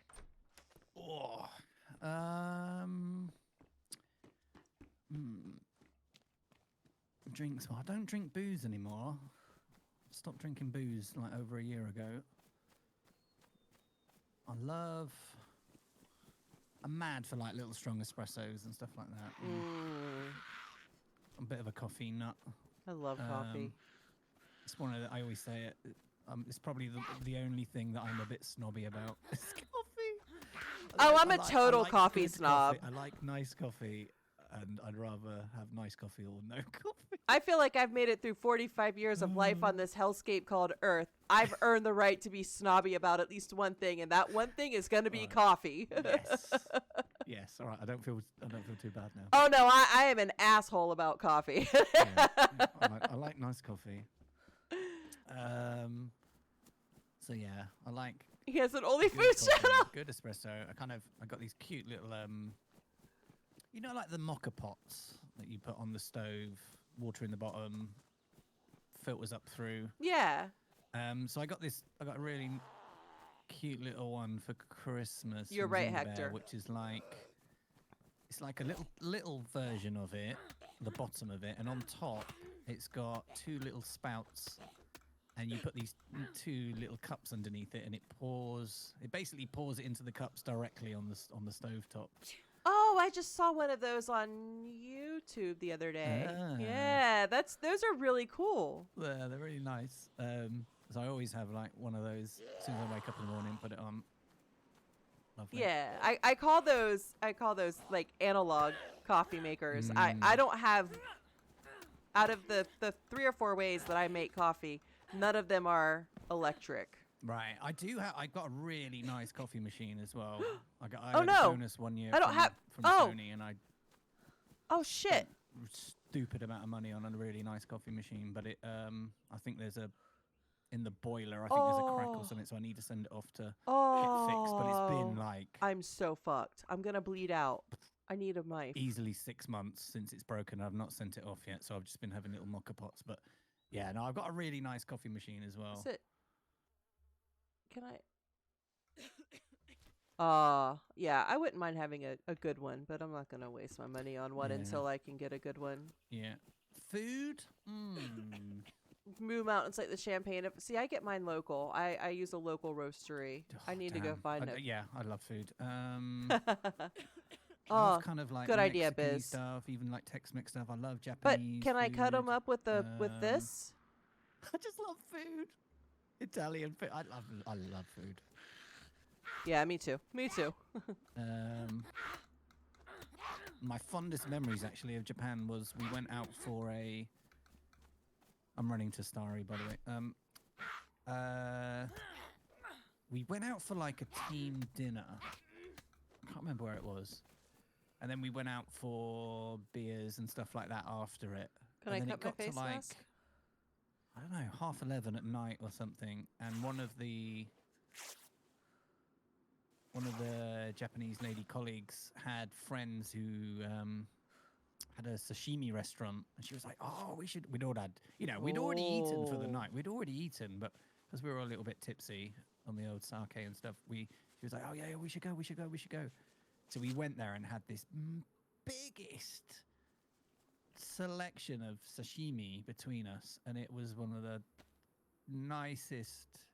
Doesn't sound very nice. Some of it wasn't very nice, but it was just wild. It was just so good. I ate stuff that night that I'll probably never eat again. Yeah. Not want to. It was just mad. Yes. Yeah, you could definitely eat stuff there that you'll be like, okay, I tried it. Yeah. I'm Raw good. Octopus. No, it's just crunchy. It's horrible. Yeah. We way up north, I was at a very small festival, and they had whale sperm sushi. Oh dear. I didn't know that's what it was before I ate it. I don't think it would have made any difference in how I perceived it. It was absolutely not something I ever wanted to eat again. And after I found out what it was, I was just like, wow. Can I please have anything else right now? Yeah. Anything, please. And I never want that again. Like, could you just light sake on fire and put it in my mouth, please? Yeah. Some of it was just so delicious. Even when we went to Nagano, I went up to see the monkeys so it was like a massive trek. Where am I going? Wild. It was raining. I remember trying to stream it as well, but my connection was terrible. I was trying to do it from my phone and that, but oh wow. We walked up there. It was all a bit miserable, wet. I'm really not doing we had well. like a massive walk all the way down again. But halfway down, there was like this little cafe or inn thing, and we had this chicken ramen in there, and it was, oh my god, I will never forget it for the rest of my life. It was just like one of the best bowls of ramen I've ever had, and it just hit. It was one of those where it just hit it hit the spot at the perfect time. Cold, damp, massive walk. You just want to sit down with some comfort food, and it was just I met him once, Biz. I met him once. Oh man, ramen is the ultimate comfort food. Does it make you just really upset to see places selling ramen for like $18 a bowl, and you're like, seriously, come on? Yeah. We found it said it was a Japanese place when I went to London, and I was super excited because they had ramen, and I got ramen, and I think Slan did as well, and then my son got a bowl of udon. Mm. And then the bill came, and it was 80 pounds. Jesus. And it was like not even close to anything that should be called ramen. I was just going, this is mad. Yeah. ramen. Yeah, And oh god. London is not a real place. Like, it is La La Land. Holy shit, I couldn't believe how insanely expensive everything was. I was blown Yeah. away. I mean, I've been to a lot of really big international cities, and London prices are kind of like Dubai prices. Like, it was insane. Mm. Yeah.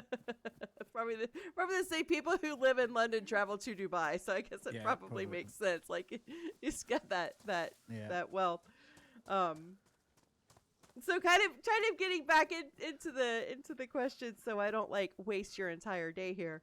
I'm just chilling. Yeah. We're just chatting. Somebody's like, "Have you even met up with HappyBombs yet?" And I was like, No. "Yeah, once."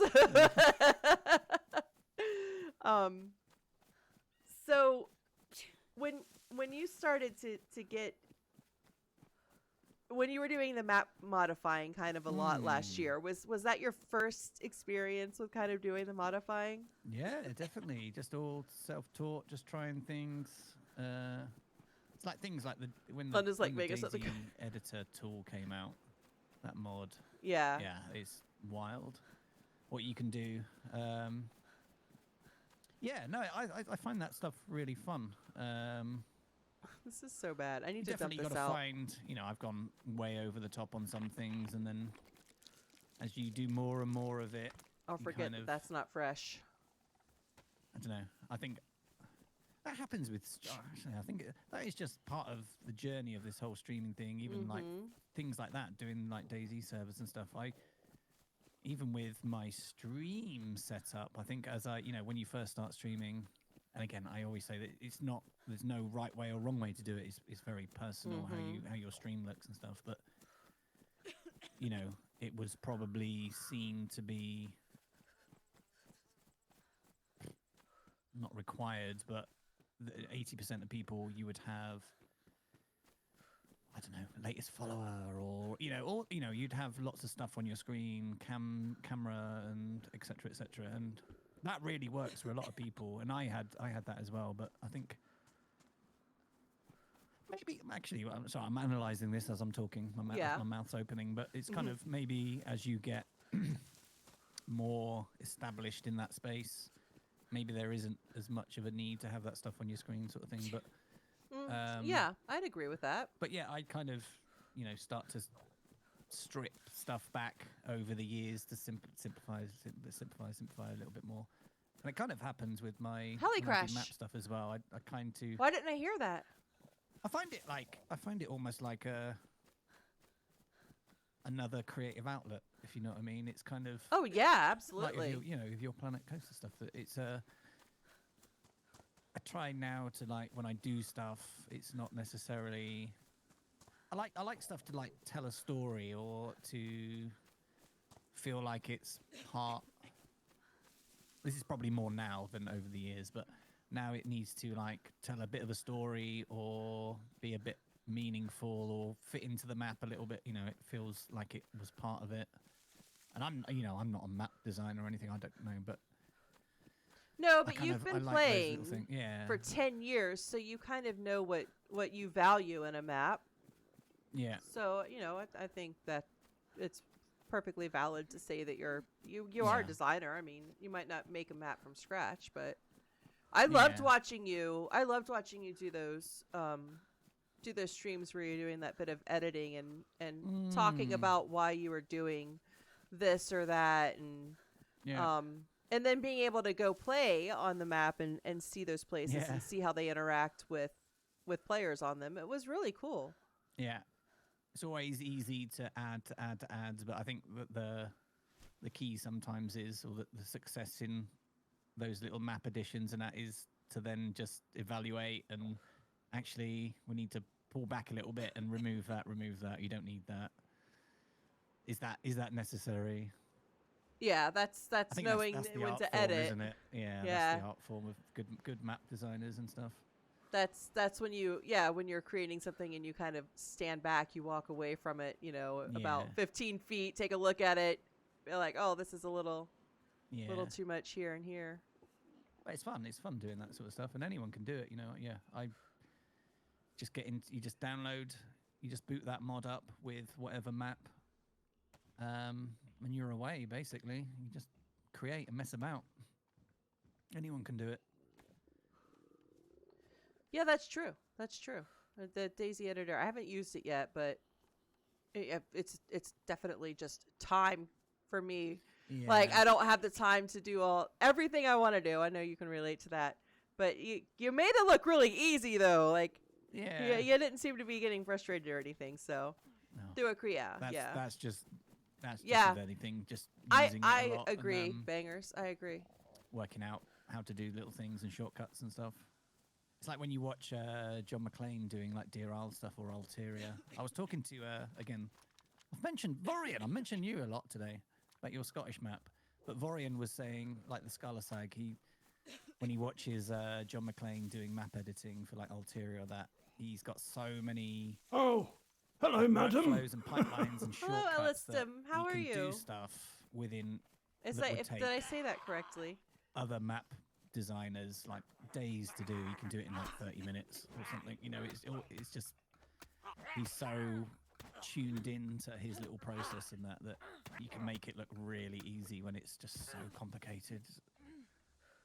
Yeah, that's That's a cool. skill, Like isn't to it? be that that is the skill. That is absolutely, and I think we all kind of have that one thing where we are kind of that tuned in that we can just do it and make it look really easy. Like you make PvP look really easy. You Do you hear have that, chat? I'm a PvP god. Yeah. Put in get wrecked. get wrecked. You know, I've talked about this a lot with Pudding and how not only have I learned how to play DayZ, which kind of has a learning curve and a half, but I've also learned how to play a new genre of game, right? I watch you play, and you have a really good instinct for strategy. And you kind of have a really good instinct for knowing where players are going to go Yeah. and when they're going to show up. And I don't have any of that. My PvP is either I'm going to flank so far away that I lose all the action, or I'm just going to run right in, balls to the wall, and get killed because I run right in the middle. Like, you're so kind of methodical, and Yeah. I'm not. Yeah, no, I agree. I'm not that good close quarters. You but said I it like to right. try- Like, I thank you find that so really much. fun. think I that's appreciate. I always love been that like little. in Is that sort of Lottie shooty emote? games where Hi, Nate. I kind of am a bit slower and maybe a Ooh, little bit more fear. tactical, and I like to try and think what the player's going to do. And if I find again, it's one of those where I'm gonna die again, such a y'all. good I'm gonna. feeling if This you is so are embarrassing. trying to predict what someone's This going to is do. so and that comes over, embarrassing. Like, you know, years of playing the game and watching, you know, in fights and stuff like that. You don't always get it right, but yeah. but to be able to predict wanna what go someone's up going here? to do before they've done it, and you counter do that and then get the upper hand is such It's a been good rough to find feeling. food today. Like you get into a fight with someone, you take a shot, you totally flank out of sight. You know, they don't know where you are. They think you're one place. You are then all of a sudden behind them, and they're still aiming the other way, and you get the shot on them, and you know, oh, it's so good. Oh, it you know, it really is. It really is. And I don't know about you, because you've had a lot more experience, but I still get super excited and giddy when I get a kill. I just still, I go, oh, I did it. Like, I still get really, really excited. I do when it's not for like, just if I'm going Pay up good against money like to one, play Fear in VR. two, I'm sorry, if I'm going up at a two-man squad or a three-man and you all of a sudden win that. I was in one on Winter Chinaris about 4 weeks ago. Me versus it Bro, turned out to be three. Biz, thought I it was just haven't one, found and it was food. ended up with a three-man squad, and I ended up getting all of You them. watch me. See you But it later, took- Smokey. Took about an hour and a half this fight, and it was so good. I had my leg broken. Oh no, I was red flashing health. I think broke I've someone's experienced so leg. much death to the fucking environment I had today. to, It's not like, even funny. Take cover for a bit, and they pushed me, and I killed one, and ended up getting the upper hand on them. But those sort of moments, they are like proper heart pounding. You know, your heart's coming out of your chest, sort of thing. Oh yeah, that's that's I love adrenaline. And that was a very unexpected aspect of this game. I didn't realize it would just be such an adrenaline rush all the time. I still get it even to this day. Really? I do, yeah, 100%. So yeah, no, I do actually think that you're fantastic at PvP. So I have my moments. I'm not consistent, but I have my moments. I don't know anybody who is truly. If anybody was like super consistent, I'd be a little sus. Yeah. You win some, you lose some. That's what I always. I think it would get try to boring tell, otherwise. Like, new players and that. Don't stress about it. It's like gear's gear. You'll find gear again. Enjoy it. Right. It doesn't belong to me. It belongs to the server. Yeah. The server lets me borrow it for a little while. Exactly. As my fish runs me in. What the hell, beggars? That's really good. Yeah, actually, someone just reminded me those sort of moments when I try. That's something I do a lot. Is try, right. And I think that's from playing it for so long. I'm afraid if I had a heart rate monitor, it would like automatically call the ambulance when I got PvP. The easiest way would be to just shoot them. You've got the shot, but I'm like, no, I don't want to do that. What if I put C4 at the base of that tower and hope that in 20 minutes they make their way to that tower and I can blow them up? I don't know if he would say. That's kind of, I love doing stuff like that. Yeah, well, creative ways of getting people. Yeah, you do. There's a little bit of mischief in there, which I love that. I find that highly entertaining, and I get ideas from it. You could shoot them 5 times over, but that's boring. Yeah, for sure. I had one with Joe. We had someone. We could have shot them. Like, where do 5 times do I keep easy, following but, the road, or I can't remember where they were. It was like Kamenko I need or something. food We saw so someone bad. Go in to a house. I'm not used to being on this side so of the I map. snuck up and I'm locked usually in both doors Zalino. while they were in there. They must have heard. I don't know how they didn't hear it. Or she's up on the hill. Oh no, I'm gonna and die we were throwing, again. Like, pox This grenades is so in there. bad. So they were like desperately trying to unlock the doors and come out. It was. I just got this Mischief. stuff. I love mischief. So I have a question from chat, and I said that you might not want to answer it. Of course, any question that you don't want to answer, you don't have to. But I did say chat could ask. So, who do you think is the best female sniper in DayZ?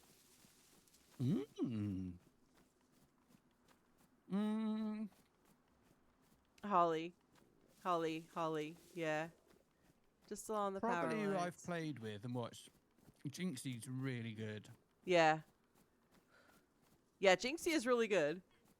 She's killed me many times. She's such a bush rat, though. She hides in bushes on hills. Just to ruin my day. mean, it works, though, doesn't it? Yeah, I'm going to say Jinxie. When you have your strengths, you play to them. Yeah.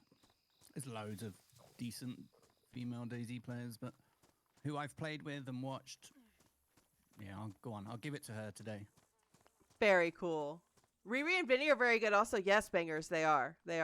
There's so many. It just seems like even in the 3 years I've been playing, the population of people playing has really, really exploded. Yeah. It's mad, isn't it?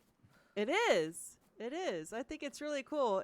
And what I love especially is that that's more people for me to watch and learn from, because I don't just watch people because they entertain me. I watch people because, sometimes their knowledge is valuable for me. Yeah. You can always learn new things. Well, you've got to. I think you have to be open to learning if you ever want to be successful in just about anything. Honestly, even when you think you're an expert, there's always something to learn, isn't there? Yeah, and they're always tweaking this game and adding new stuff and changing things that what you knew a year ago could have quite have easily been changed or made simpler or. Come on. Think the I'm new gonna experimental die. patch where I'm gonna die. it's not huge, but it will be I don't pretty want to big. die.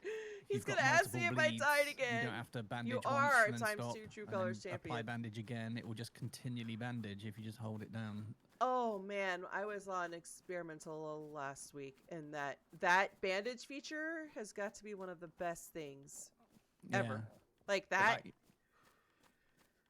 Why am I yeah. not being And mentioned? that's like, that's a brand new a game that's 10 You're years having old. an That's a new interview thing. Friday night. It's so ridiculously simple, but it is something brand new. What a vast improvement, though. Like, it's Yeah. one of those things that you might not even think of. Like, why would you work on bandages? But once you use it, you're like, oh, hell yeah. Like, when they were Yeah. talking about that during their live stream, I was really excited about it. I bandage a lot.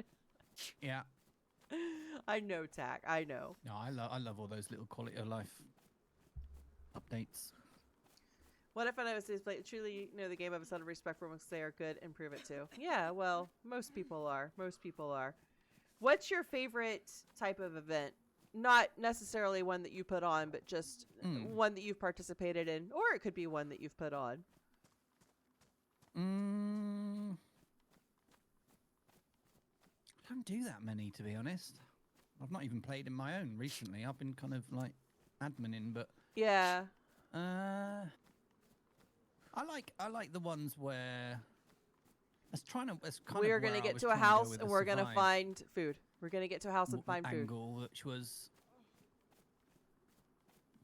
kind of even. I say that. Well, my next one's going to be a kind of mix between True Colors and Survive, but but I like the ones where it just feels like it's kind of not part of the game. It sounds.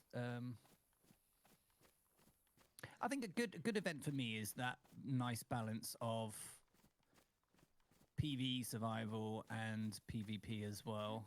I'm not PvE surviving right now, I get am bored I? of just like pure deathmatchy kind of things. I think my next one I'm doing is it is gonna be like coloured backpacks, but they're gonna be a little bit more subtle. But I want to do things like Come on, there's come going to on, be come on. something We're on not the gonna map where fucking you're going die. to have to take a shovel to dig something up. Ooh. If you want to get a specific thing or something. So there's going to be like each team will have coordinates or something, So it's kind of like but it will also be like PvP zones as well, and you have to go to an end one. So that's kind of where I'm going with my next one. I want it to be, you're gonna. Doesn't mean there's fruit. You have to fend for food. You might have to go fishing. You might have to do these little things, but there's also a couple of little extra things to do as well. Oh, I love that. Yeah, it's still going to be shooty, but I kind of like things that are not just shooty. That there's right. Other What things anyone to do can play in that Daisy time as well. There'll be moments of shooty shoot, but there's also moments of maybe calm and doing a couple of other little things. And that's by no that's people. I'm sure people have done that sort of thing a million times already. But I enjoy those sort of things. Yeah, I like the good mix. Of a PvP and a kind of a PvE. That sounds really intriguing. I was gonna say, hey, if you need a shoutcaster, I'm in, but I don't know. Maybe I want to play. It sounds like a really cool event. It's going to be good. What's up, Bronwyn? How you doing? Radio mod made, which everyone on that team has a dedicated chat. No one else can hear, so it will all be in-game VoIP. But if you go away from each other, you can actually talk to each other on a channel that's dedicated to your team as well and stuff. So there'll be no like Discords and stuff. So that's nice. Yeah, because you want to be able to communicate if you get separated, but I want it to be kind of natural, like in game you would use a radio rather than like this secret improving on the thing. spot. Yeah. So that'd be fun. It'll be a fun little thing, I reckon. What's maybe the timeline for this event? Well, it's pretty much ready, but I'm just waiting for the guy that's making the radios for me to make some tweaks. But he said he'd have it done in January, but just need to try and catch up with him again. Does it ever amaze you that like the second that you put out the signups that they're completely full with a waiting list? Yeah, it is wild.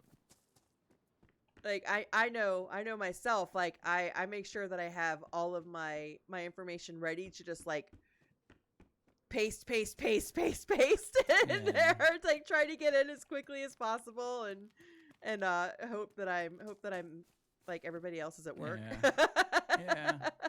No, that is good. It is good. That's why I can't try and do them over a weekend now, like a Saturday and a Sunday, so there's multiple chances people can get in and play. Yeah. Do they?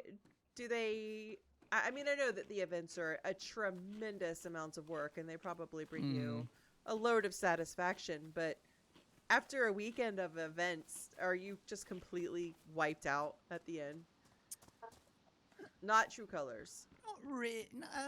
You put so much. I guess you put so much time in beforehand. I always come at my events from like a player perspective.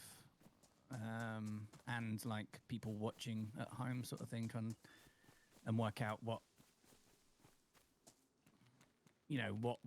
where's the boring parts, and where's the excitement, and where's how can you bring people along for the journey in the bits that there's not much happening, which is why I'm thinking about these extra little things you can go and do from a player point. That's kind of cool from a player point of view. But I don't know. I kind of get all excited by it as well. When it better luck with food. When you see everyone having a good time, it's a high. No, I enjoy them. I really enjoy them. Hey, they are time Bappy. consuming. How you doing? I tend to put in loads of time beforehand to make sure they run as well as they can within the DayZ parameters of broke game, and not supposed to be. This game does not really warrant itself for events. Really? No, I mean we definitely, I think we put it through its paces. We might play it a little bit like it's not supposed to be played when we do the events, but the events are really a lot of fun to watch, and they're a lot of fun to participate in. Yeah. I think that's and I know that esports are a really, really big thing with the big competitions surrounding, hundreds of thousands of dollars in prize money and stuff. But what I love about our little DayZ events is that you really don't take anything from them except for the glory, which to me is, I mean, I've got Tack in my chat right now saying, I am the 2-time True Colors champion. Why isn't anyone talking about that? Like, this is, it's cool that, there's people that still think about it and stuff. It's good. Oh, it is. I mean, True Colors is talked about. I think anybody who comes into this part of DayZ and into this community, they're instantly going to be told about True Colors. Oh, you've got to go watch footage from this event, and oh, you've got to check this out, and this HappyBombs, he runs the coolest events. I mean, that's how it was for me when I came in. And I feel like it's still the same, so that's really cool. Soon TM. Soon. I know. Now everybody's like going to be talking about, oh, there's an HP event coming up. So you've the buzz is generated. I think I'm not self-centered. I swear. It's no, good. I know you're get not. Together over the weekend. Everyone just have a laugh, have some fun. I agree, and it's kind of like it's guaranteed PvP that you're fully prepared for. Maybe. Yeah. I think so this one will be again like random teams. You won't know who's in your team and all that sort of stuff till the day, until you find them. But I just love that idea of, I don't know, Joe Blogs playing with, someone they've never played with before, or, they could be in with the Running Man, someone they've really, they love watching, and maybe they're just like streaming. I don't care how many, you might just have like one person watching or something, but then all of a sudden you're playing with Paul and someone else, and yeah, I think it's really cool. Good vibe. I like the random team selection, because and it kind of comes down to the competitiveness that you were talking about earlier, but I'm typically not going to ask people to run with me because a fear of being called a clout chaser, because I'm kind of small potatoes, right? And I just don't want to get involved in being called names. So those events where I'm put with random people give me a great opportunity to meet new people and kind of form new connections that I wouldn't get myself, because I'm a little hesitant and a little Yeah. shy. Yeah, me too. I think, do you know what? I think a lot of us suffer from that same thing about, oh, I don't want to ask, I don't want to ask. But, you know, I love it when someone asks me, George, do you fancy playing this week? I'm like, yeah, cool. You know, I don't, but I wouldn't worry too much about that. I know it's easy for me to say about the clout chasing thing, but you'll know, you'll have a bunch of, you'll hang out in certain people's chats and you would have had a conversation with one of those people you might want to play with. And Can I keep going this way? I don't think I think a lot of people often wait for someone else to ask, me included. Sometimes. Yeah. But it's, I mean, I know it feels a bit scary sometimes, but I wouldn't. It was terrifying to reach out to you, and Bruh. really the only reason that I did. Bruh. I know, bro, bruh. Not that you're terrifying, but just because people could see it that way, and I wouldn't like that. But I had a rapport with you. I was on your team for one of the event, like you were testing one of the events. I think you were testing the server, and I had been in your chat several times. So I had a rapport already. So I felt a little comfortable, but I was a little also like, you do always worry about people thinking, oh, who's this? like when you said to Mr. OG yesterday when he asked who you were gonna run with, and he was like, oh yeah, who's that? Yeah. And then I was like, oh man, that's kind of one of the things that makes it a little bit scary to ask, is that if people don't know who you are, they're gonna wonder why you're coming around. yeah. I get it. So Tack is asking. He doesn't know who anyone is. Don't worry about it. I was like, he has literally spoken to me before. I know. He was asking his chat this morning how to build an R700 rifle, even though he's been told How many 50 times has he built and one? I've told him 5 times. And it's like, terrible. Oh, that's great. So Tack says, have you ever thought about a tournament-style True Colors event? Like 4 events throughout the year. The winners from each event go to the final and fight for the True Colors crown. Yeah. I've always, I have wanted to do that. That was kind of like the original Survivor games. They'd have almost like Mr. heats Forgetful sort of thing, and then you would get into the final tournament. Yeah, it's not like a league as such, but you would have. It was like a smaller version of the event. And if you placed in a certain way, or you'd get through to a bigger event. Yeah, I've thought about that lots of times, and I have thought about it. I've also thought, would people be interested in that? But I think that sounds really intriguing. I think the only thing that you run into with that is people staying committed to something. Like, how if you have an event and you have the signups too far in advance, you might have more problems with dropouts the day of because they forget and they make plans or whatever. But I also think, like, if I'm invested. Like, I'm not gonna forget, Yeah. It makes it super because you want to get to the final. You want to get to the final event. Am I going? So it makes where am I going? Heats, as you know, they're so tense though. You really want to do well because you want to get into the final event. It's kind of exciting.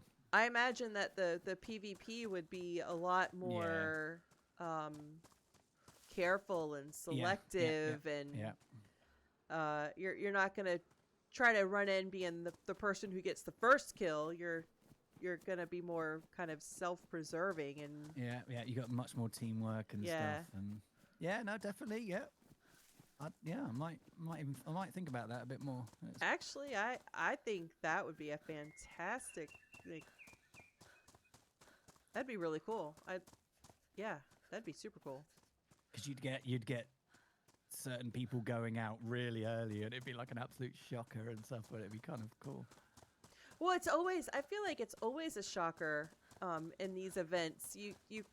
Everybody kind of always thinks they know exactly who's gonna win, and then there's always some like big surprise, Yeah. like plot twist going into it, and it's So great. much luck involved in this game, isn't it? It's like Man, your ping 9 on times out any of- given day could really affect the Yeah. outcome of things. 9 times out of 10 you win a fight if you spot them before they spot you, sort of thing. Don't gamble, kids. Don't gamble. Yeah, that's true. I feel So like I anything can very happen. rarely see people first, but I came up on somebody at Krona Castle not too long ago, and oh man, who was I running with? They killed who I was running with, and then they turned around to get me, and I just hip fired my SK and got him, and I was so shocked. I just stood there for like 5 minutes. I didn't even loot the body. I was just like, I've literally never gotten a hip fire kill before. Nice. But I don't think they expected me to run up, because they I guess they thought that they killed a Yeah, solo yeah. player. But I always remember, I think I've heard you say it, there's always someone else. There's always another There's one. always another one. That's something you learn in the game. Like, you don't need to go Yes. and loot. You don't need to go and loot the kill instantly. Just take 5, 10, 20 minutes, whatever it is, just to wait, because the body ain't going anywhere. It's always Right. someone else. Always one more, even if you're solo. Right. Yeah, patience is something that's Yeah. it doesn't come to all of us easily. No.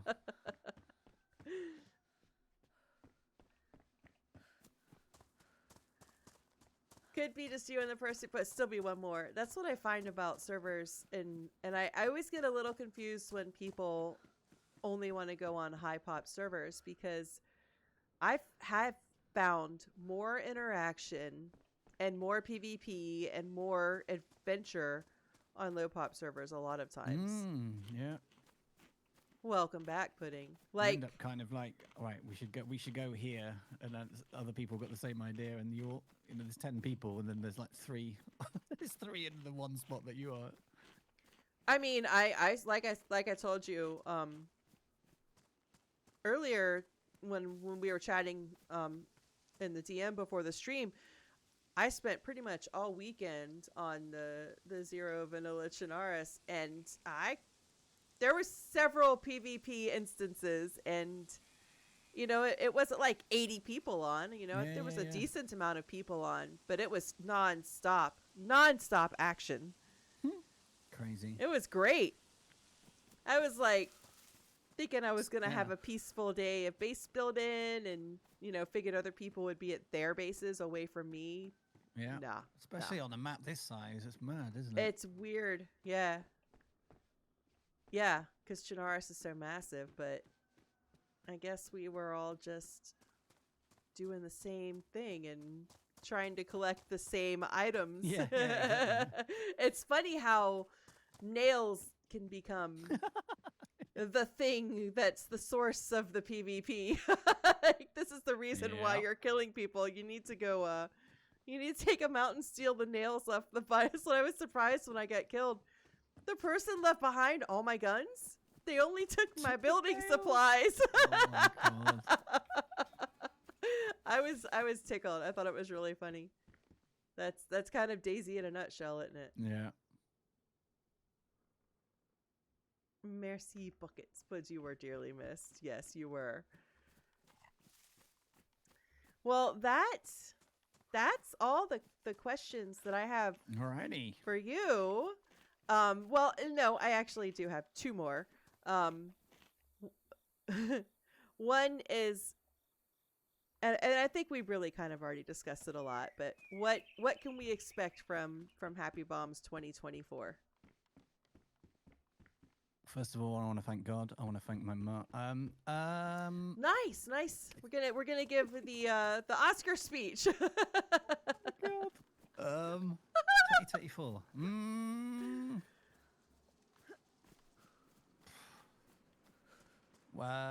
There might be. Yes, I think yes. I found a cat tower in a charity shop this morning for £5, so that might be going behind me. So you might have more cats on screen. Oh, that's a really good idea.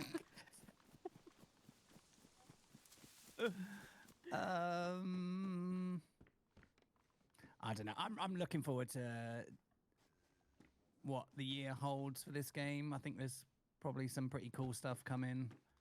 We've been teased possibly a new map, haven't we? So that's kind of exciting. I'm pretty excited about that. Do you? I really do think that it was snow because it looked like a snowflake to me. But other people are saying it looks like ash to them. Yeah, probably. Yeah, maybe to Noah. Ooh. But yeah, I don't know. Oh, okay.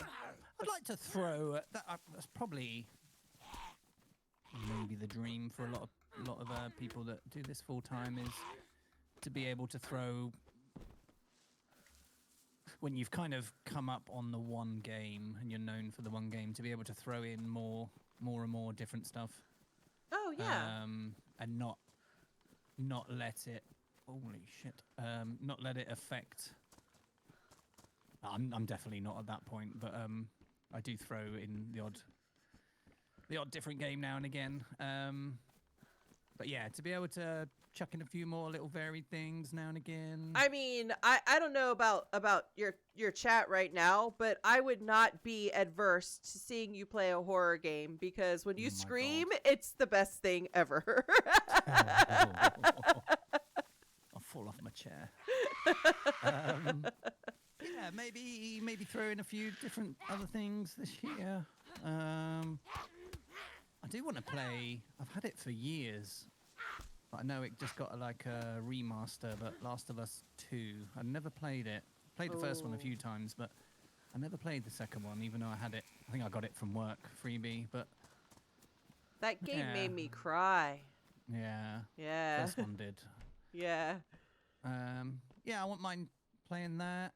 Banger says Resident Evil in VR. Oh wow. Do you have a PlayStation VR? I don't think that, but yeah. Maybe play with a few more peeps. I think Jinxie and Joe and I are gonna try and play a bit more regular as a little 3. That'd be fun. Cool.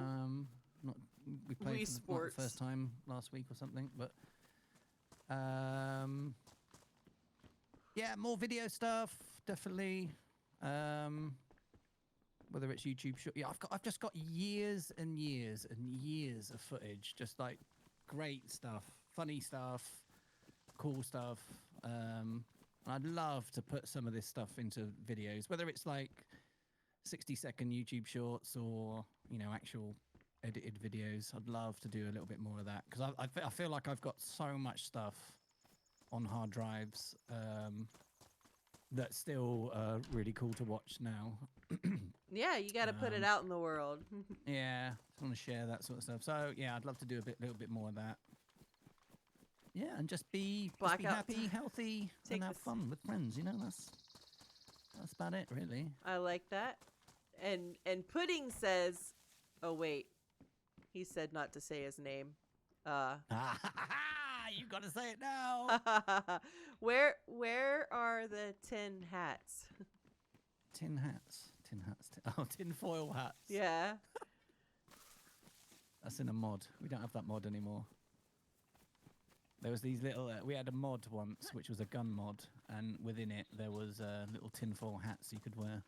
Oh, okay. I guess Pudding enjoyed the tinfoil hats. I think he did, yeah. Aw, poor Pudding. But I did ask him who the most handsomest DayZ player is, and he said absolutely you. And you're his favorite Zeleno boy, too.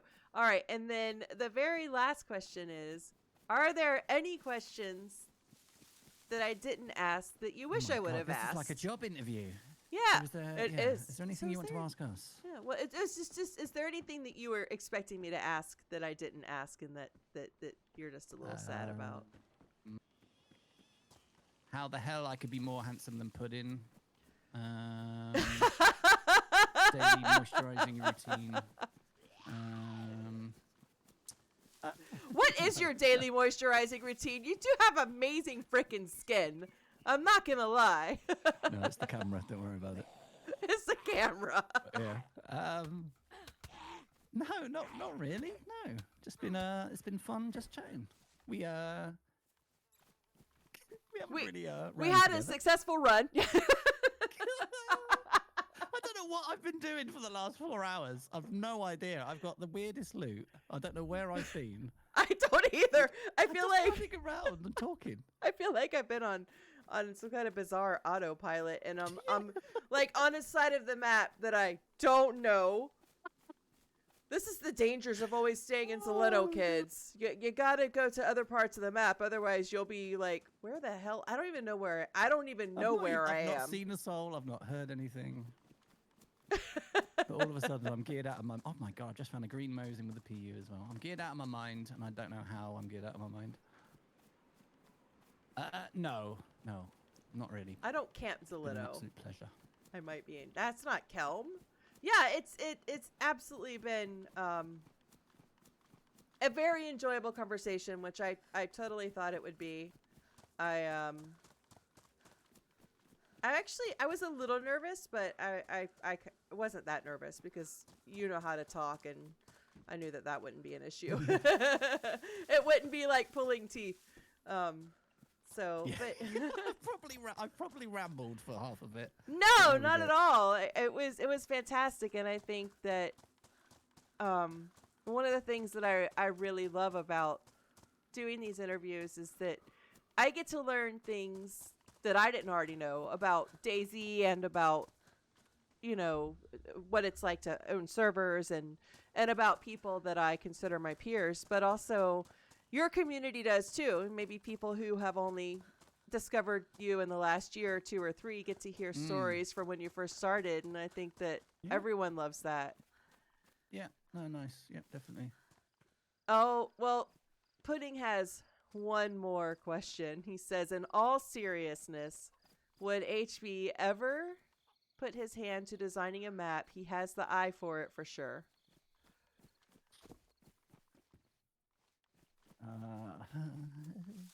Well, I'd love to. I'm probably you like that sort of thing as well, but Mm-hmm. it's time, isn't it, dude? Mhm. God, it'd be so time consuming. I've wanted to make a map for a while. I have a really great idea for one. I just don't have the time. Yeah. It's that thing, isn't it? If this wasn't my The map of Devon. full-time gig now, and I was in another job and I could leave, 9 to 5, whatever, then shut off at 5 and have time. It feels like one of those things that that you have a 9 to 5, you can shut off at 5, and you don't have a family or anyone else. You live on your own. Right. I don't know how you would fit in all the time to do life. That's the So thing. hats You off still to gotta anyone live. doing it. Right. Yeah. I agree. But Yeah. no, I'd like to. I'm not necessarily any good at it, but I love the. I love that. I imagine. I think the tools for doing it are quite clunky and difficult, Yeah, that's what I've Um, heard. but. yeah. But I mean that's I think that's something that would be interesting to see, because like I said, when you were doing your map editing and you were doing it on stream, I was like, huh, this is really cool. I should be doing anything else right now, like my work or my job, but this Yeah. is too cool. I'm gonna watch it. Yeah. We kind of did on it as well, and I was kind of saying that because the tools like the DayZ editor, which are, I believe, a lot more friendlier than the Yeah. the actual proper terrain building and stuff like that. Anyone can have a go at it, and you can just mess about. So, like, you can boot up the editor mod Wait. along with any other map mod, and then just play around with it and do things and make things, and it's fun. It's fun. It Anyone is. can do it. Honestly, anyone can do it. Even you, Tack, you have skill. Well, I think that's a anyone can do it. I feel like that applies to map making and Just give it a streaming go, and playing try it. DayZ Yeah, and just yeah. try it, You try it. never know until you try what you're capable of. And remember, I did it my way. Thank you, ladies and gentlemen. Be sure to tip your bartenders and waitresses. He'll be here all week. Well, I do genuinely appreciate your time, and hopefully we'll be able to have a proper like actual run together where I'm not lost on the other side of the map the entire time at some point in the future. Yeah. And if not, maybe I'll run into you in Zeleno with my gun. Yeah, probably. No, cool. Thank you for asking. It's been fun. Yep, it absolutely has. Now I know it's late in the evening for me, but not for you. Are you gonna continue your stream for a while yet? For a little bit more years. Cool, very cool. So we'll all be over to watch you in just a few moments then. Ooh. All right. All right, Poe. Take All care. right. Yeah, you too. Thank you so much. Bye. Bye. Well, chat, did you all enjoy that one? Because I really did. Like I enjoy all of the ones that I do. And that one certainly was no exception. I thought that HappyBombs was every bit as interesting as I thought he would be, which is really great. Yeah.